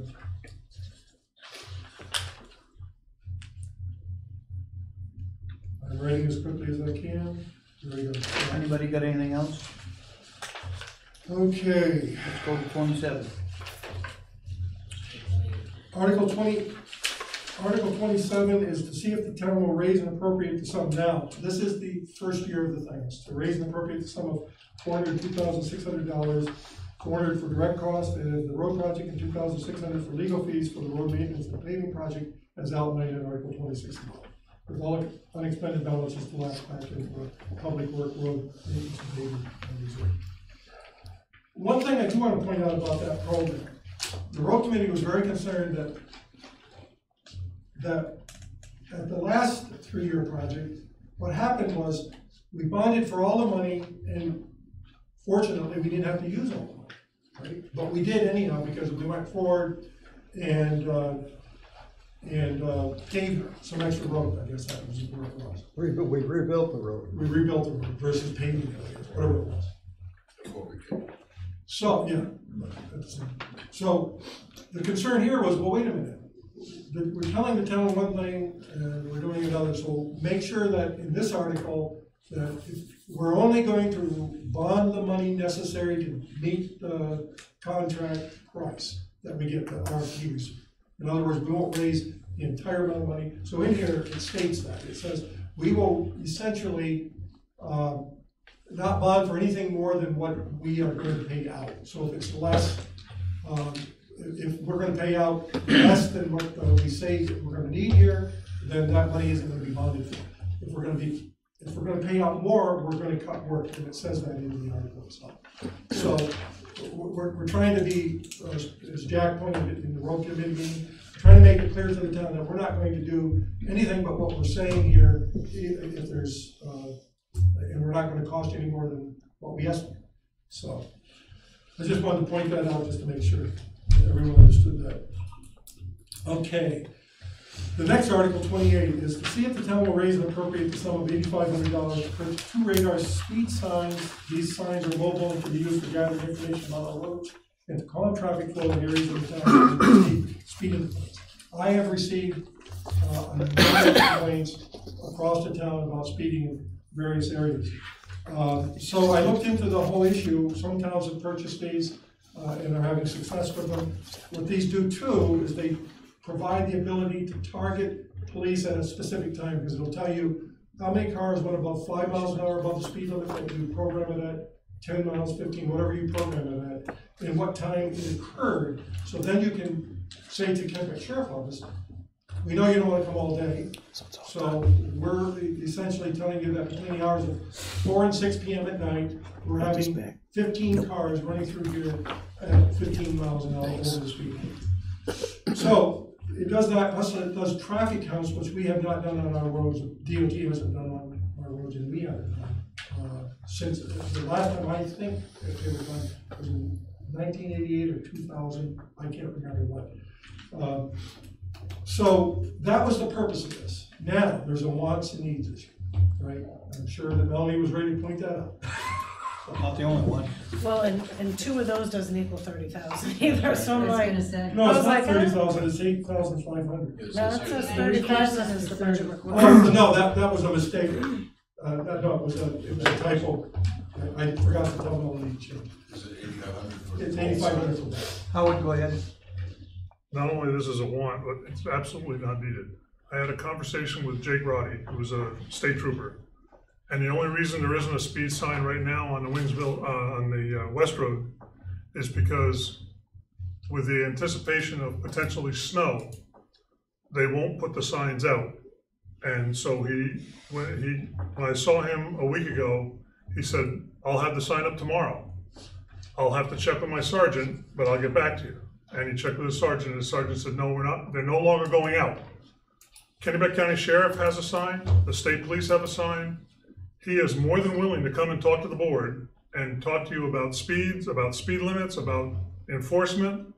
And he said, right on their list, first project for the speed sign that the state police have got locally for next spring is the West Road. So I don't see any reason in the world why we as a town have to pay the money to purchase, maintain, and store one of those speed signs. Well, I would, let me just back up. The speed trailers that you're talking about are trailers, and they're limited in availability because there's 28 towns in Kennebec County. I've requested them on several occasions. I've gotten 2 times I've got them. One was on the West Road here just a couple weeks ago. They put it out there, and then one was up on the, Route 8 and 11 near the Salmon Lake Dam, because there was complaints about people coming speeding over through there. They're limited, and they don't give you the information that we need. So what Jared is telling you is probably true. They have one, we have one with the KSO, but they spread them out amongst the towns. So this, I think it's a want. But I'm not going to agree necessarily that it's not a need at some point in time. These are mobile signs, they're not trailer. You can carry them up, they're probably, as you see the sign, they're probably that big, you carry them with a handle. They're programmable, and they're mobile, so you can move them back and forth to various parts of town. I'm not gonna argue that this year that might not be a good thing, but I get complaints all the time. In fact, we got a request on the West Road last board meeting to have the speed limit changed, and they know that even changing the speed limit, if it happens, won't stop necessarily the speeders. So this was just an effort to say, hey, we recognize that. I get it if we don't fund it. I'm not pushing it any further than I've done already. But the state police and the KSO isn't going to meet the need that I've experienced in terms of the complaints I've had. So not challenging what Jared told you. Let's get them in here then. Let's bring them in and talk to them about that. We can, we will. Not tonight, we're acting on this article, it's in there, we'll come back. Do you wanna delete it, or? Leave it in there, we'll come back when we vote, we're not gonna delete anything. Okay, well, no, you should let me know, because we're gonna come up with a budget, so. What's the right number now for that? 8,500 roughly. So it's not the $30,000? The 30,000 was left in there from a cut and paste issue. Alright, alright. The next article is, so the town and raise and appropriate 70,000 as this portion of the cost for hydrogeologic study, evaluation of potential remediation for a number of wells contaminated with salt, coming from salt piles that were previously stored by the town and Maine Department of Transportation. Off that section of Route 135, currently called the Cemetery Road. This is, I don't need to explain this, you heard this straight from Dwight Dottie and the DOT the other night. The question is that something, I mean, they're talking 50% of the cost. We have a letter that says that, but again, everything's up to argument, right? My thought on this is no, and my reason for that is that the study that was outlined at the select board meeting referenced a public water supply that would maybe supply 8 to 10. If we're looking at this project needs to be bigger than that, then this 70,000 is not gonna be enough. Mm-hmm. So it's pointless for us to invest 70,000 in a study that's not gonna meet the needs. Well, the point of the study, as I understood, Melanie, is that this is going to evaluate, this is going to have to drill one well to see whether or not they even have a well that's able to supply potable water. That's so it doesn't mean that that's the end of the project. They said at the last meeting, because I asked, how much am I supposed to budget? And I think Jamie Andrews said, look, we're not going to do any more than the 140,000 roughly. It was 137.9 something. But we're not going to do any more of that in the coming year anyhow. So if you're to budget anything, don't budget. But there's more costs coming down the road because we may have to drill wells. And if wells are, if the evaluation says that a wells each house isn't going to do the job, we may have to drill a well someplace and provide for a municipal water supply system. At which time, right, he came back and said, then when it's done, after it's paid for and everything, we'll come to you and offer you money, a lump sum, to cover costs for operating that system over the term that it's needed. So this is just for an evaluation and a potential of one well that may not, in fact, meet the needs, but they're going to come back. So if they don't do the study, I mean, they're going to do the study one way or another, and they're going to charge, based on the agreement, $70,000 to us. Now, whether we pay it or not, it's up to you guys. But as a town, we're... Jack? Just as thought to, it may or it may not be worthwhile to introduce, to the town's advantage to introduce it at this point, but there has been talk and reserve money considered here for a water system based on coming from Hamilton Pond with another pipe under the road and supplying the cemetery. Well, it's water into the same area. If, and I hope it doesn't come to that, but if there should be a water system seriously considered, it seems a little bit redundant to have two water systems rather than one. Right. If it's sized for the cemetery use as well as for the municipal use, and the town has to get involved in it anyway. Right. It might be a consideration. I've actually talked about that particular possibility, the possibility of essentially using this supply system to meet the needs of the cemetery. Because right now, we get complaints. And I've asked for signs to be put up that says salt contaminated, do not use. We should probably not even turn it on in the future. But we've got complaints of plants dying, trees dying, all of that. And that's when I've asked for it to be turned off and with science. So I get your point. Right now, this is a study, and if and when, if you approve this, whether you do it or not, at some point in time, if there's a water supply system, the cemetery should be part of it. What if we don't approve it this time? Well, it's up to the town ultimately if you put it on the ballot. If it's not on the referendum, I mean on the warrant. No, when I say we, I mean the town. Yeah. But what if it's not approved? There's Well, what if it's not approved? I thought about this, and there's the agreement that speaks to me that we said we would, based on the salt contamination due to our salt pile and the Main State salt pile, that we would agree to pay 50% of the cost. That is subject to debate and dispute. I mean, I've talked to board members who said, well, I don't think that's what we agreed to. Well, that's what the agreement states. So, if we don't go forward with that approach, and we say, no, that's all your responsibility, I assume the state could come back and challenge us on that, and or take us to court. I mean, ultimately, that's where it's all resolved, right? So, I don't know what will happen, but I'm just saying that that's where we're at. I think you need to let this go and let the townspeople decide. They're gonna be the one footing the bill. Okay. That's my opinion. I don't agree with this, but because again, just like you said on the agreement, that's not what we really agreed to. We agreed to fix the wells that were contaminated. All of a sudden now they're blasting them out every place. Well, that's because it's contaminated the aquifer. Contaminated right from the road. Well, and Whether they like it or and not. I seriously feel like if $70,000 isn't enough, they said, here's the proposal for this study. This is the total cost of what the quote was that they were given to do this study. Who says they're gonna do that study if the scope of this is much bigger than what they originally anticipated? And I also feel like with the blasting that has been done, I wanna be absolutely certain that the town of Belgrade is on the hook for 50%.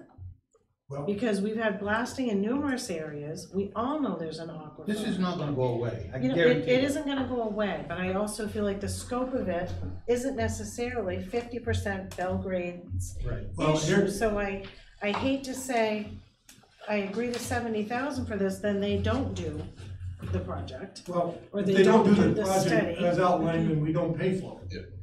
The bottom line here, from what I say, is either say we're partly responsible or not. And I cannot say with a straight face that we're not partly responsible. Whether it's 20% or 90%, I don't know. Our salt pile was there for a good number of years. Their salt pile was there too. It was a smaller salt pile. So who's, the agreement as I read it says 50-50. Having said that, when I asked the direct question the other night of Jamie Andrews at the meeting, that was the study that they're signing on to. I'm not a geologist, I'm not a hydrogeologist. They're saying that in fact, the salt wells in this triangle that and I sent out the map, those wells were contaminated by the salt stored either by the state and or the town. And when I asked for the amount of money they needed from us, because like you could go bigger, he said, no, we're not gonna do any more than this study this year, and then we'll move forward from that.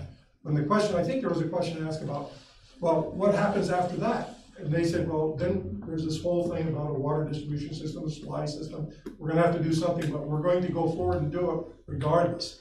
And then we'll talk about who shares what, which then comes back to the agreement. But hey, I'm just doing this because that was an issue that was brought up. The $70,000 seems to me something that we're at least partly responsible for. I mean, $140,000 study is at least something that we're partly responsible for. So I put down the number that I asked him the other night. I was definitely on the board when that came out, and yes, I did sound it like a fool.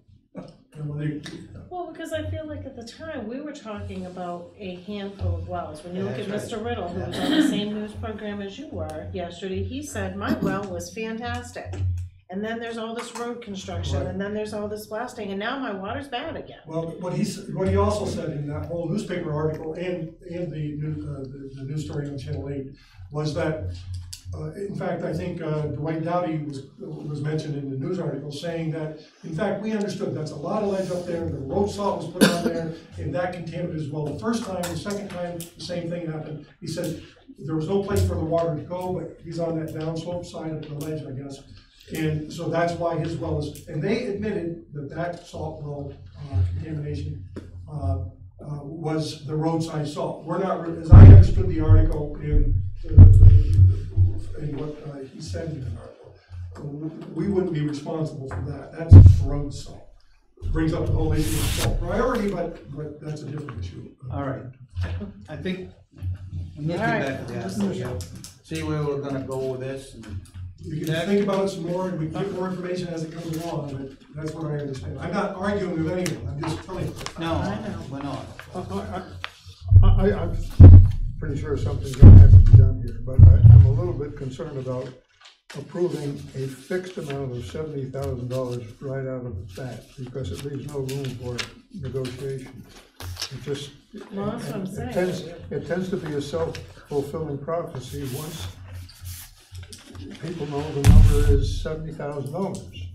And I'd like to see it, I'd like to see the town approach it with a little more flexibility than this. Well, we can do that, Jack. The reason why $70,000 is purely and simply the agreement that was signed. And that's purely and simply what I went by. I could care less what we do. I mean, I care, but I care about clearing up the salt. In terms of what the agreement. We signed it for 50-50, not for 2000 an amount based on that, did we? The agreement says we'll pay 50% of the cost of I had the agreement and passed it out to the board, but it essentially says 50% of any contamination due to these two. Does it make sense, instead of us doing this as an article on this fixed amount for this, that we set up a capital reserve fund with a set amount to go into it this year, because we know we're going to be on the hook to take care of some of these wells.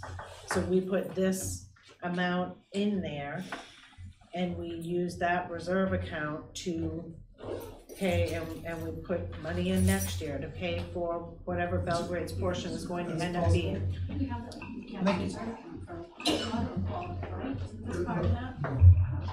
I think we need to just think on this one, Okay, out of the logs here a little bit. We could set up a capital reserve, we could come up Well, I with feel two like we articles. should do could something, whatever we and apparently the town of Pittston is just dealing with the same thing, and they said this last year, they got, their taxes went up a huge amount because they had the same issue that Belgrade's having, is And it's not just Pittston, there's several towns around the right. state that have salt contaminated wells So- due to open storage of salt and sand. But I feel like it would be in our best interest to actually set up a fund that we will be using for this in the future, because it is gonna come, 2020 is probably gonna hit us hard with it. How long does it take for salt to wash out of the system? Well, he said the other night, it could be anywhere from 20 to 50 or longer years. Yeah, isn't that crazy? You know what, all joking aside, you know damn well, the state always used more salt than sand than Belgrade ever did. Well, they don't even use sand anymore on the salt priority. I know, but I'm That's saying, street when they salt. had the piles out there, you know darn well, the state had more salt and the sand than we did. You could tell by the roads, I mean, didn't take a rocket scientist. Gives a rock salt scientist. Anyway, I think, Okay. that's right. Okay, so we'll work on that. Got it, we got your points, and we'll Okay, move forward. Article 30. Article 30, to see if the town will raise X amount of money and appropriate X amount of money from the income of the cemetery trust with a total sum of $42,350 support cost of operation and maintenance of the Belgrade cemeteries for 2019, itemized as follows. The reason why the numbers aren't there is because we won't get the trust numbers until later in the year. When did we get them last year? Do you remember, Howard? We got them 2 weeks before, or? Basically, they had final numbers for us. They said it was gonna be till the 15th or so of January, but they had them by the 3rd or 4th. Of January. Yeah, they had them pretty quick. So that would be before the public hearing. So we can move on to Yes. that article. Yes. Here we go. Article 31 then. To see if the town will raise and appropriate $2,500 from the income of the cemetery trust for total, will raise $2,500 and appropriate $2,500 from the income of the cemetery trust for the total $5,000 to replace the cemetery capital water line reserve account, current balance in the account, Blank. Anybody know? it's in that. Yeah,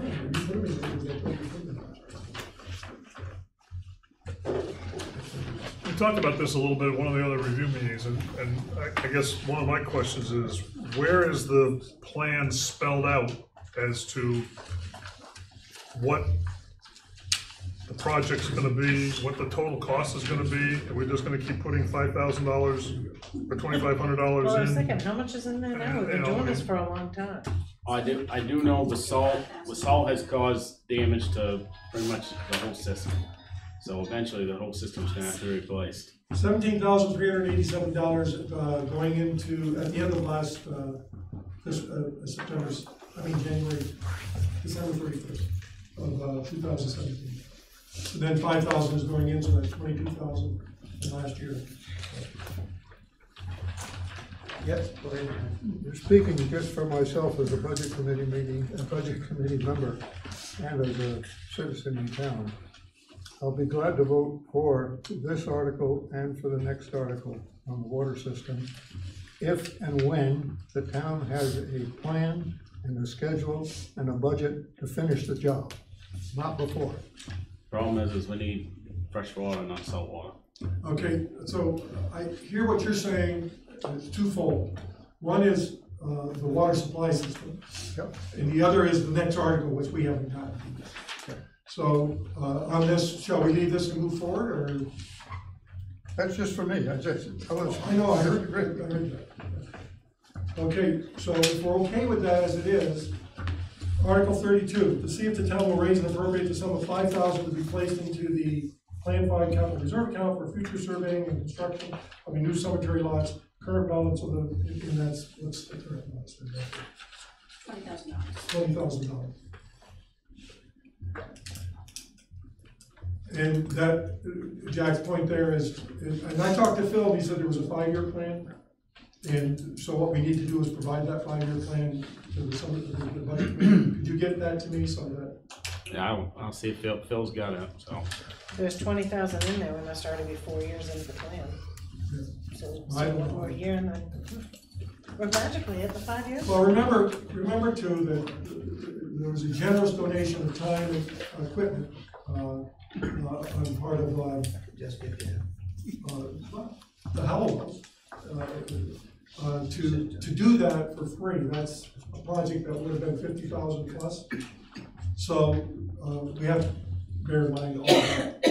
Well, we don't have to, but I certainly think we should. Okay. We're talking about transparency here and a lot of other things. Let's see what the plan is. Let's see it laid out. And yeah, I got it. Article 33, to see if the town will raise an appropriate sum of $5,000 to be placed into a cemetery equipment replacement reserve account for equipment replacement. Current balance of the account is, where's that balance in that account? Cemetery reserve account. Oh, 5,000 plus 5 plus is 10,000. It will be at the end of this year. And my understanding, and Les, have you had a chance to talk to Gary? My understanding is what Gary had planned to do here is a Walker lawnmower that needs replacement. It's been costing more and more every year to fix it, so I think Gary was thinking he'd get some money out of that, which would add it to the money we had in this reserve account to replace that Walker lawnmower. Is that fair? You guys are on the... Do we only use the Walker mower for the cemetery? No, we use it, I believe it's used around the town. All facilities. I think it's all facilities.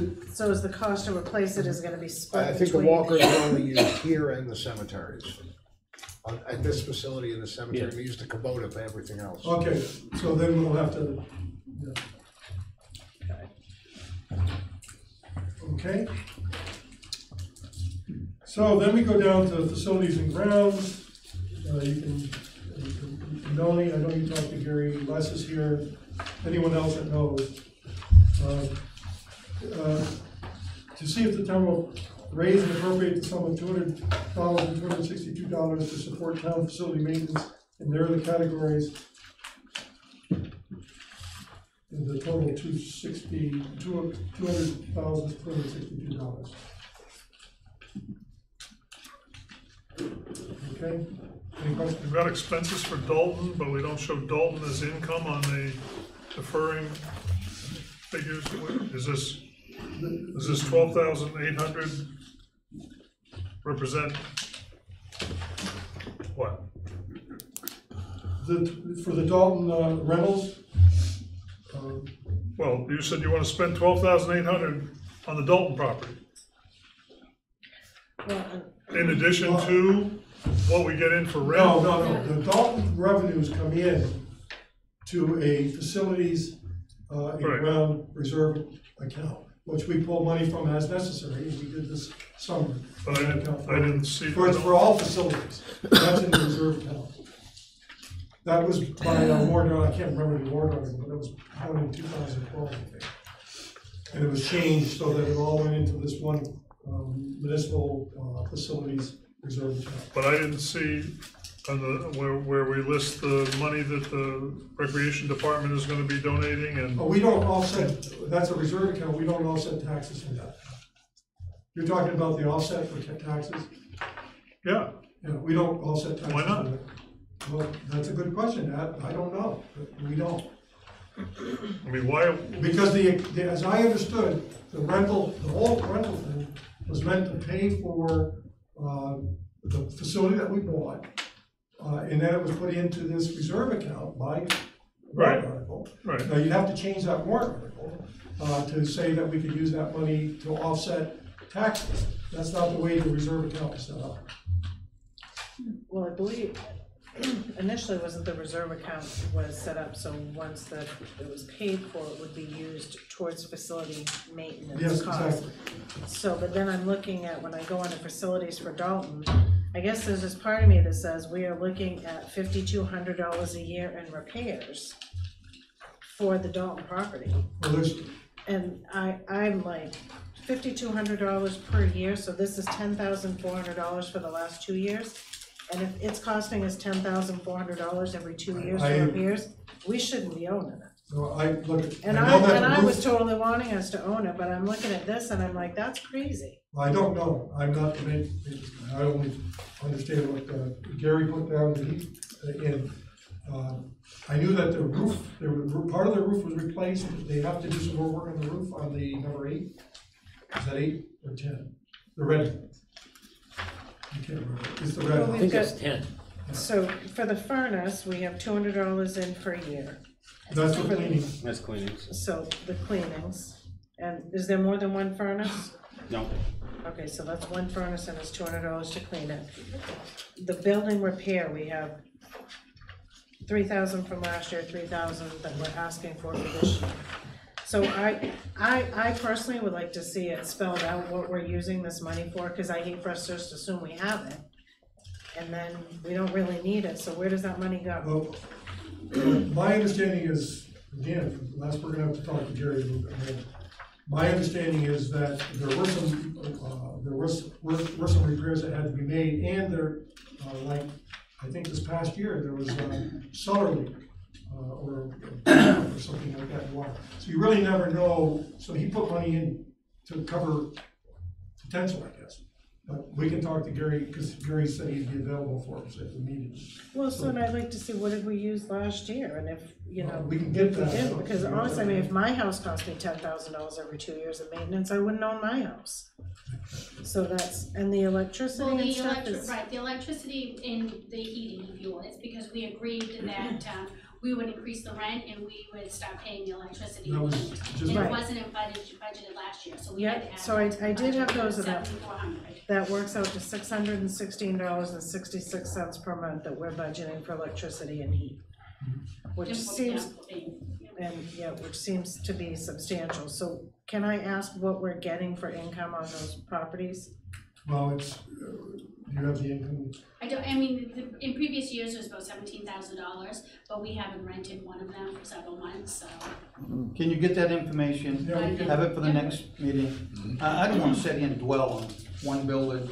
We got information, we'll get it So back to us. as of the end of October, we've received $12,511.61.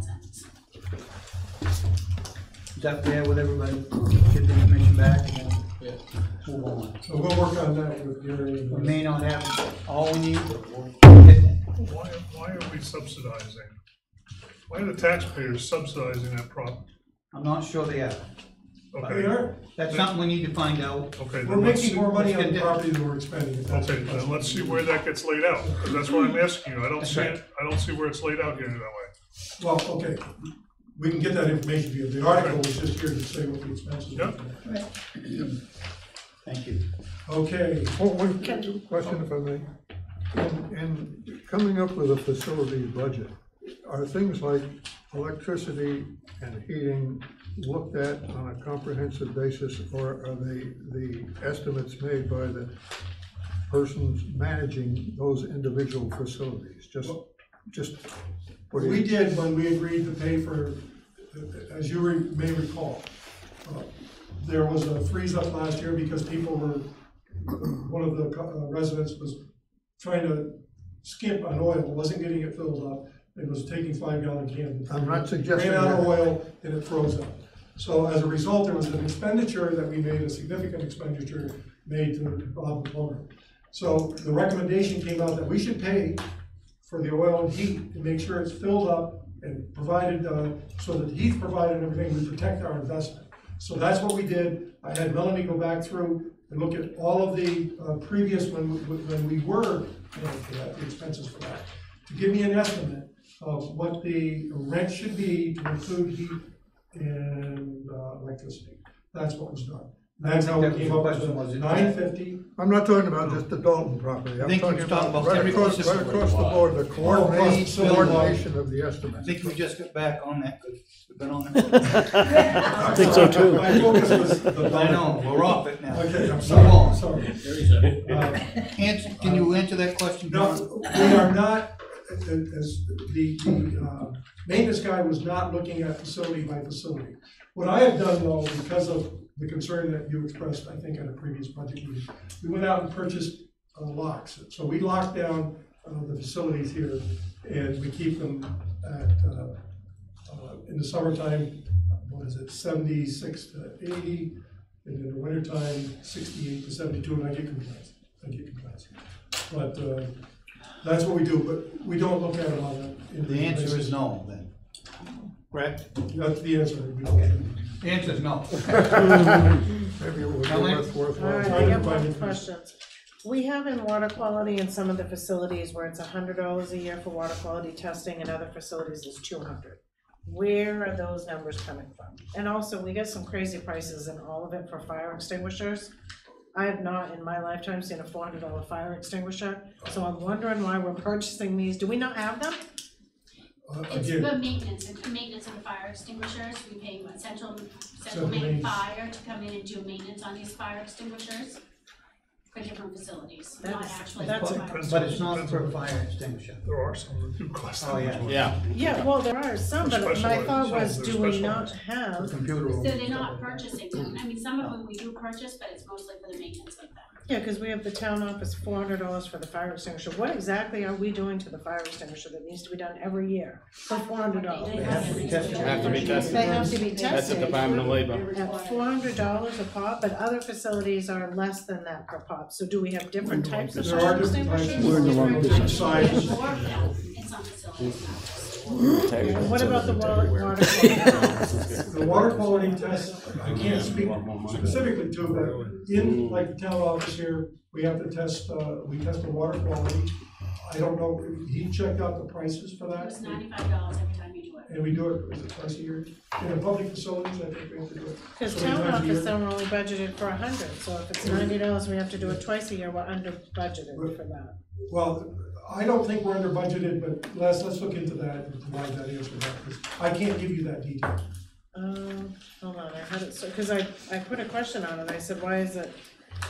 Oh, town office, water quality, $100 is what is budgeted, but the Dalton property is $200. Well, Because there's two properties. There's two properties. Two properties, but if we have to do it twice a year. It's once a year. Once a year, okay. I do know that, it's once a year. Yeah, we do it. The only one that may be twice a year is the Center for All Seasons. Center for All Seasons does it every Quarter, I think it is. quarter, right? And that's for bacteria primarily. Okay, Yep. thank you. Okay. Let's move on. Okay, Article 37, to see if the town will raise and appropriate the sum of $10,000 to be placed into the facility cemetery truck replacement reserve account for vehicle replacement. Current balance in the account is, I have the, We should be getting close. So it's 10,000 for the request? yes. $20,000. And my understanding, Les, maybe you know more, is that one truck needs replacement or should be replaced. Is that what he was going for? The GMC, the The ton. one ton. How Yeah. old When is the he gonna one ton? replace that? When it breaks? We never had the discussion, so Okay, well- I can check. How old is it? Well, we purchased that in 2008. It was the first truck that was purchased. Yeah. Okay, moving on to Article, 23? no. 38. Oh, yeah, 38, 38. but it isn't. But before I go there, I do have a question, I meant to bring it up earlier, but I got involved in something else. I have a question about Center for All Seasons. And the question I have about the Center for All Seasons is, we had in Article 31 last year, a request that we review Center for All Seasons to look at what really is needed and try to provide for a cheaper, long-term maintenance. That review took place. We have not been able to find out what the cost would be because contractors are busy. So we haven't got that cost down. We know what we're gonna do, we just haven't got the cost down to do it. So the question I have is, because there was no funds appropriated, it was gonna come from reserve accounts.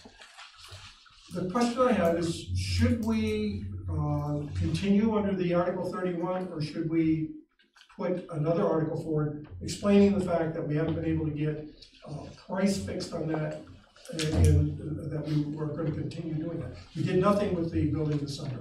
It really needs repair. So that's my question, is, do we want to go under the authority that we were handed in Article 31 last year, which essentially said the committee reports back to the board and the board authorizes.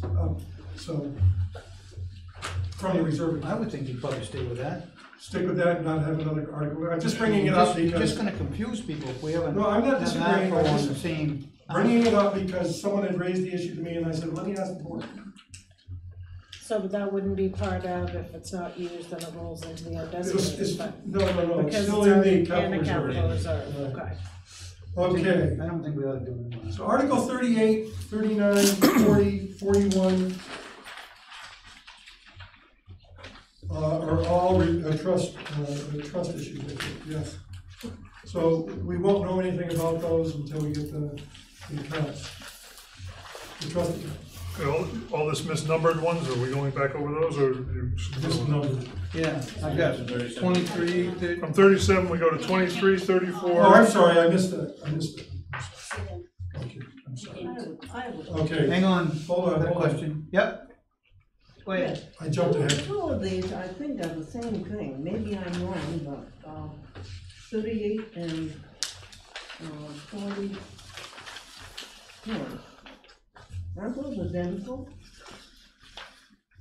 That one's from the The Gupta fund and one is from Stevens fund. From the Stevens fund. Yeah, two different ones. We'll get to that in a minute. But they okay? both say Gulf.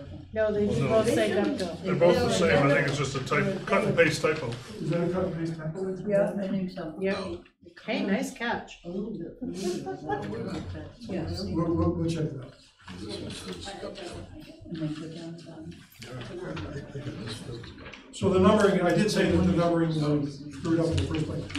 We'll make sure that reads correctly, that was good. Oh, yeah. Okay, so the next one That's good. is Article, what's numbered here, 23, it's intergovernment.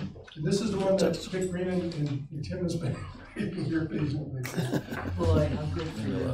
To see if the town will raise and appropriate the sum, the numbers you have there are essentially doubled because they're moving from 20,000 to 40,000. You can ask Dick or Tim the reason for that. We've talked about it in terms of the Wings Mills Dam in past board meetings. So essentially, they're asking for $40,000. That's the split. They're also asking. They've sent a letter asking Mount Vernon to join us, so that may change a little bit if they join. And the money is for planning and designing the final recommended fix that the Interlocal Dams Committee is going to come up with. Other than that, you can ask these folks that question. So the request is 40,000. Yeah, Belgrade's portion would be 22.4. Last year it was 11.2, and as Denny said, it's doubled. $5,600 of it is for regular maintenance, which has been in years past as well. The only difference for this year, or for next year, is $16,800 for the Wings Mill. And we had a survey done by Wright Pierce. They gave us 3 options. One for basically the remediation we just did. We just fixed it today. And that will give us another year to 2, a little breathing room until we can work this out. But Wright Pierce Engineering gave us 3 quotes, one for $114,000, one for $190,000, and one for $1.1 million. We don't want that. We don't want that No, we one. don't want that. So we're looking at the second one for around $200,000, and right now, as of today, doing it in phases. But the request right now would allow us to start moving forward and see what we have to do. But we have it fixed right now temporarily. That will give us at least a year to 2. So what's your feelings on Mount Vernon? Are they got? The word is good. I heard back from a guy that televises their selectmen meetings, and he thought the selectmen are very positive. So that's gonna help. So that helps us by about 4%. Yeah, that's all. And it goes by shoreland miles. 4%? Is 4%, 4%. yeah, in the residents are all, well, all the residents we've heard from are in favor, so. Once Mount Vernon gets back to us, what we plan on, what I understand the dam committee plans on doing is writing a letter to Sydney to see if they would, again, would agree to some portion of this. It's unlikely that they will, but that's the thing that we're gonna do. Yeah. Okay. What was Belgrade's number again for this year? 22,400. 22,400? Yep. Mine's blank. Just double those numbers that you got there. She's gonna ask a lot of questions. Huh? Really, that's for your question. That's right. So Danny, the reason I gave you that is I went through we the are book. working Was I not to supposed to? lower the cost for Belgrade. Get your signs Oakland, up. I mean, Mount Vernon is looking good, and we're gonna go after Sydney too. Yeah, no, I Maybe just- you did. You don't have TiVo? Okay, so, after Article 23, we go to social service donations. This is the general assistance, which we've been giving to 64. Thank you, guys. In the emergency fuel fund. The last few years have been, really, you know, we haven't spent much out of those accounts, so that's. Hang on. Before these guys leave, Yeah. ask you a question. Yeah. Yeah. We just dismissed that high $1,000,000 plus rate. Yes. Without even knowing what it is. And maybe there's a benefit to it in the long run. Yeah, basically option 1 would be kind of a temporary repair, replacing some and refastening the boards that are all loose. Option 2 is replace all the crib structure, the beams that are down below. Option 3 is removal of the dam, driving steel pilings down and back it up with concrete. That's a lifetime fix. Yes. And the middle one, how long? Is another 30 years. We got 30 years out of this crib, and that will give us another 30 years. Actually, a little bit longer because they'll be using newer materials. That's what I think. Yep. Oh, so, Okay, thank you. Let me see, I'll be 105. Yeah. There are a couple other things we're gonna be doing too. That the dam committee, there's a 8 cubic foot per second flow that we're Yes. required to keep through the salmon dam, or the Wings Mills dam. We're going to request that be changed in the water order because that was there because of a discharge from the wastewater treatment plant in Oakland that no longer is occurring. Their wastewater goes to Kennewick. They don't, sanitary district, they don't no longer discharge. So we're gonna request a change there. I think the dam committee, again, this is my understanding, is also going to request the authority to set the water levels so that we can avoid some of the problems we're having by having to follow the water order set in the state. So we're going to be moving on that. The dam committee will be moving, I'll be assisting if they want. I want to give credit for Denny to picking that up because it went right over our heads. So, yeah. Well, you don't go looking for that. No, but it would have really helped us this past summer. Dennis has been a really big asset for our community. Absolutely. Helping Yeah. with the DEP approvals and stuff, and that was a big headache. Yeah. So he's done a lot of work for Yeah. us. If he didn't think we was good, we wouldn't have got him here. Yeah, there you go. Thank you, guys. Yeah, thank you. Thank you. Thank you, guys. Appreciate your support. The next article, Article 35, This is mine. Which one you want? Article 35, see, well, no, wait a minute, let's go back to 34, is that okay? It's the same numbers as last year. Yep, it's fine. The Article 35, to see if the town will raise and appropriate the sum of $1,800 as compensation to support the following divisions. This is the same as last year, right? No, went up a little bit. Went up a little bit? Well, because the, cost of the sheriff went up Oh, yeah. about $100, so everyone went up. So wait a minute. Hang on, because it went down in my. Yeah, it went So down in the my book. emergency fuel used to be in social services, under the social services line. And so I changed it so that it went up under general assistance, because I don't understand how it used to be part of social services.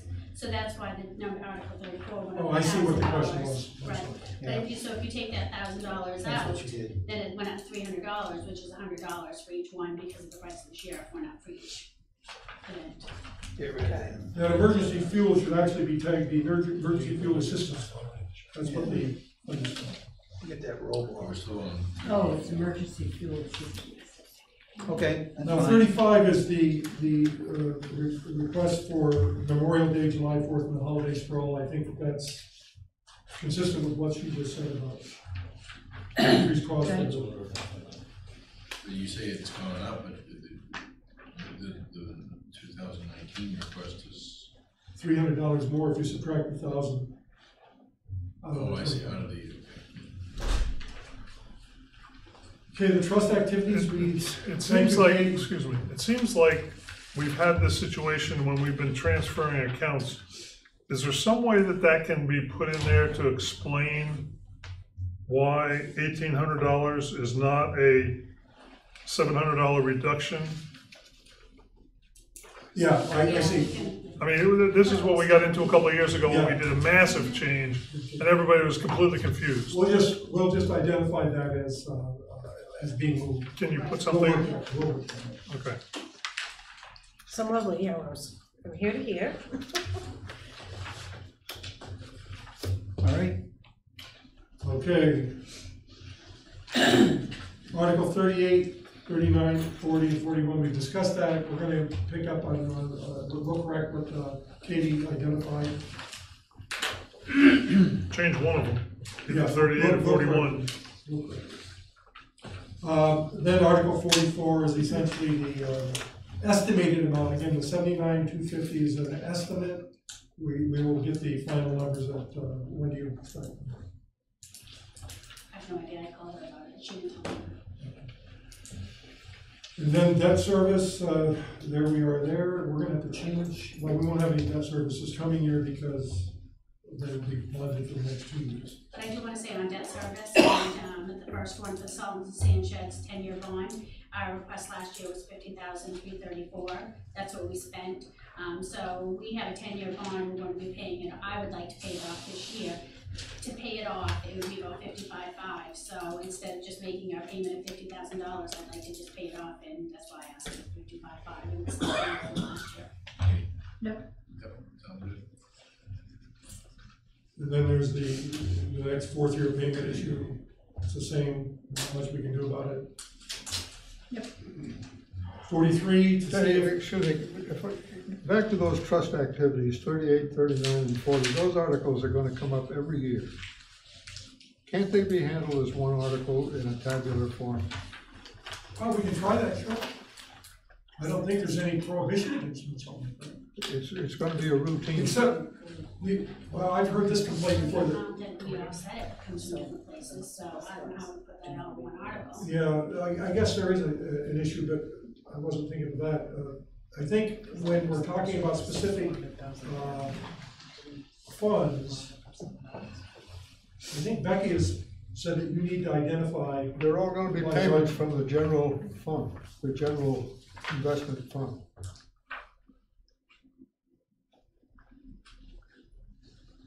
Think about Right, it. but different amounts based on, well. Well, you tabulate the amount. We'll tabulate. Let them look at it and see if they can come up with a Fine, plan. that's fine. Thank you. Go ahead, Dan. Hold on, April. Well, hang on, Melanie's go.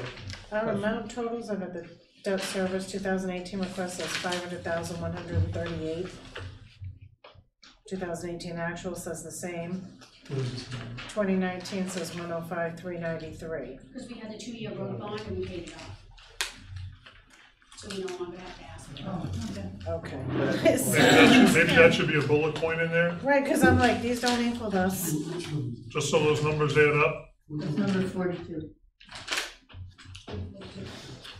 Kind of like the other one I mentioned, just, put the explanation in there for, road bond, X number of dollars, 0 this year. Put that note in. So that, Yeah, because I'm over here going, well, 50 plus 49 does not equal 500. Okay. It's 105,393. You know, Okay. so if we had another bullet in there that said the road bond, and then the request for this year is 0, because it's paid off, just so that you see the flow. Okay.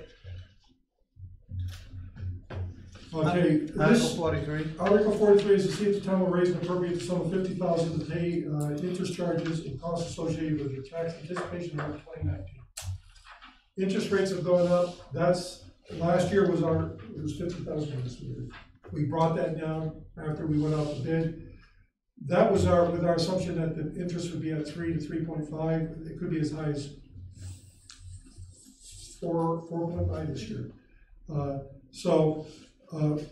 We're thinking, keep it at 50, we can reduce it on to 4.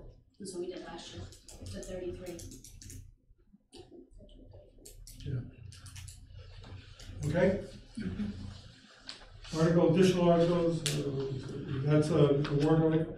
By the way, I've asked Becky to look at our forever articles, to rewrite them, and she said she was going to do that and bring them in so that we could look at putting the rewritten versions in to see if we can do away with some of these other articles. So that may change too, if she is able to get it done before we have to accept the budget. So, just to let you know that. Article 46 we talked about. 47 is a contingency article based on the operation of the library staying and the Senate for All Citizens not passing. And then 48 is a contingency for the operation enclosure of the library if that fails. Then there's the budget authorization. That's the LD1 article, which I haven't calculated yet. I've got to get some final numbers, which I think are out there. I just don't know. But that's where we're at. What's that? That's where we're at. I would appreciate any more comments or language or whatever. You don't want no. Go ahead. So we've been hanging around for this article that says that the rec department gives the general fund back X amount of money. We already did that early on, very early on. Well, I know that we talked about it, but I thought you said something about it, it's later. What is what? It's later in the articles. No, there was Article 11, if we look at Article, I think it was 11, wasn't it? It was Article 11, see if the town will authorize the Board of Parks and Rec to conduct fundraising to support. And then fundraising proceeds up to 85,000 to be offset. And then we had another article here. Yeah, I went right through that. You did, apparently, you were flying. And then we got another article here that summarizes all of the offsets. Sorry you guys got to hang out with us so long. We appreciate You're back there like, for God's sakes. I thought you wanted to. You did. I thought you were really interested. I thought you were like, we are just. Are there any other issues with the budget you want us to consider now? No, I think I think we've heard enough. So let me ask you this question in terms of the process. This year is the first year that I recall that we've had a workshop like this. I think the workshop is important. Review. We're going to continue this as long as. This may have been your first one, but we had several. No, I'm talking about actual work process where you don't vote, you just. We had several. Okay. And I didn't, that was what I didn't wanna do again. Because we used to have them come in, you two come in for this meeting, you two come in for this Well, next meeting. here's the problem that I had last year, why I thought this was a better approach. When it gives you, it lays out the issues, so you hear about them and you say, yea or nay, because again, the select board and the town manager create the budget with the advice of the budget committee. So this is an opportunity for you to say, hey, no, yes, no, and then we build a final draft budget for you to vote on, that you can say final yes or no. And then we don't get into the arguments that we got into last time. So that's why I think. No, it's fine, it's better this time than what we did a couple of years ago. Are we planning to just do the final budget review at an evening meeting, or are we gonna do a weekend meeting? We will probably set up a weekend meeting to see how long it takes as your future meetings go. So we get this done and get some more numbers, because we need more numbers. I'd like to have. I don't think we did. We're gonna have two more budget meetings in the middle. One to vote, and then the other one is when the warrant article, petition articles come in, and the trust fund activities come in. We'll have to vote on those, that'll be in January. All right, so you'll see all of that when we get it, but only when we get it. All right. One other point? What about these warrants here? Well, that wasn't on the agenda for discussion tonight, because that was going to be on the accounting for these are the two warrants that I sent out an email on this with the warrants. I know, and I understood that we couldn't come in and just sign it. No, what I said was that, as I understood the language in the MMA book, where it talks about the law and all of that, and I cited that reference, I can't remember it. Yep. That it's supposed to be done in public. So what I suggested is perhaps we could do this, and you could sign it and discuss it in public and formalize your vote. So you want us to sign them tonight? We're trying to avoid late payments, right? And that's what I was trying to, when I sent my email back, was I was not saying that I thought between meetings we should do an entire warrant. I was saying that when we are having to pay late fees, we shouldn't be paying late fees, we should be anticipating that the cable bill's gonna come due, or whatever that you have to do, so, and the credit card, so that we're not paying the payments. But I was not thinking that we should do an entire warrant. There used to be like, this was missed or whatever, so then we would come in and sign just that piece. Well, let's have Not like more a full discussion. on. But we have a lot of bills that come in that have late fees. It's cable, it's Fairpoint Communications, that's our copier. I mean, even our modern pest control, we pay 50 cents in late fees. I mean, we have a lot of bills that come in that because we pay only twice a month, and now there's 3 weeks in between it, that we pay a lot of late fees. It's not just the credit card, it's. Should we be paying stuff ahead of time then? So if we know Modern Pest is coming up, and we're gonna be paying We this. can't pay without a bill. No. Well, but we set up an agreement where we're paying a set amount every month, so we don't accrue late fees on things, if that's the case, so then. I think there's too many things, and we'd be doing too many warrants, and there's We can, well, look, a lot of gas and we get your time point. and. We get your point. We talked about this a fair amount. We get your point, and we'll look into it, but Well, I feel like we meet twice a month, the bills come out once a month, so I don't know how it works with everybody else, but nobody else, we're not getting billed twice a month for anything, we're getting one bill a month for each service that we do. but So they don't when come we in the meet- same time every month. So I do Right, it but on when we Thursday meet before twice that a meeting month. on Tuesday, so I don't always get them. So I've done a warrant and had CMP bills like come in the next day. And if there's 3 weeks, then sometimes we don't always catch it.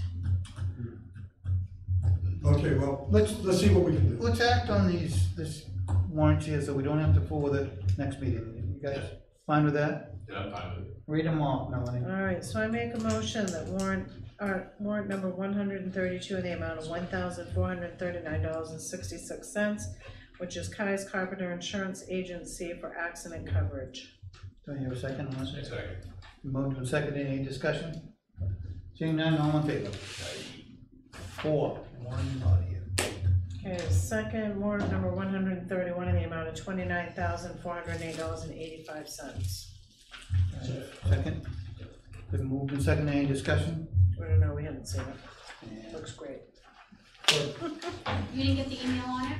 No, because I can send it again. Yeah. I Oh, got it. no, we did get that. Okay. I was trying to figure what it was, but all in favor? Yeah, I was too, cause then I was like, well, if we're not supposed to be doing that, we shouldn't be doing that. All right, I'll entertain a motion to, I'll make that motion. yep. You're a second. Then moved and seconded. All in favor? Great, thank you. Thank you guys very much. Thank you, budget committee. That you do that, you got it already? There.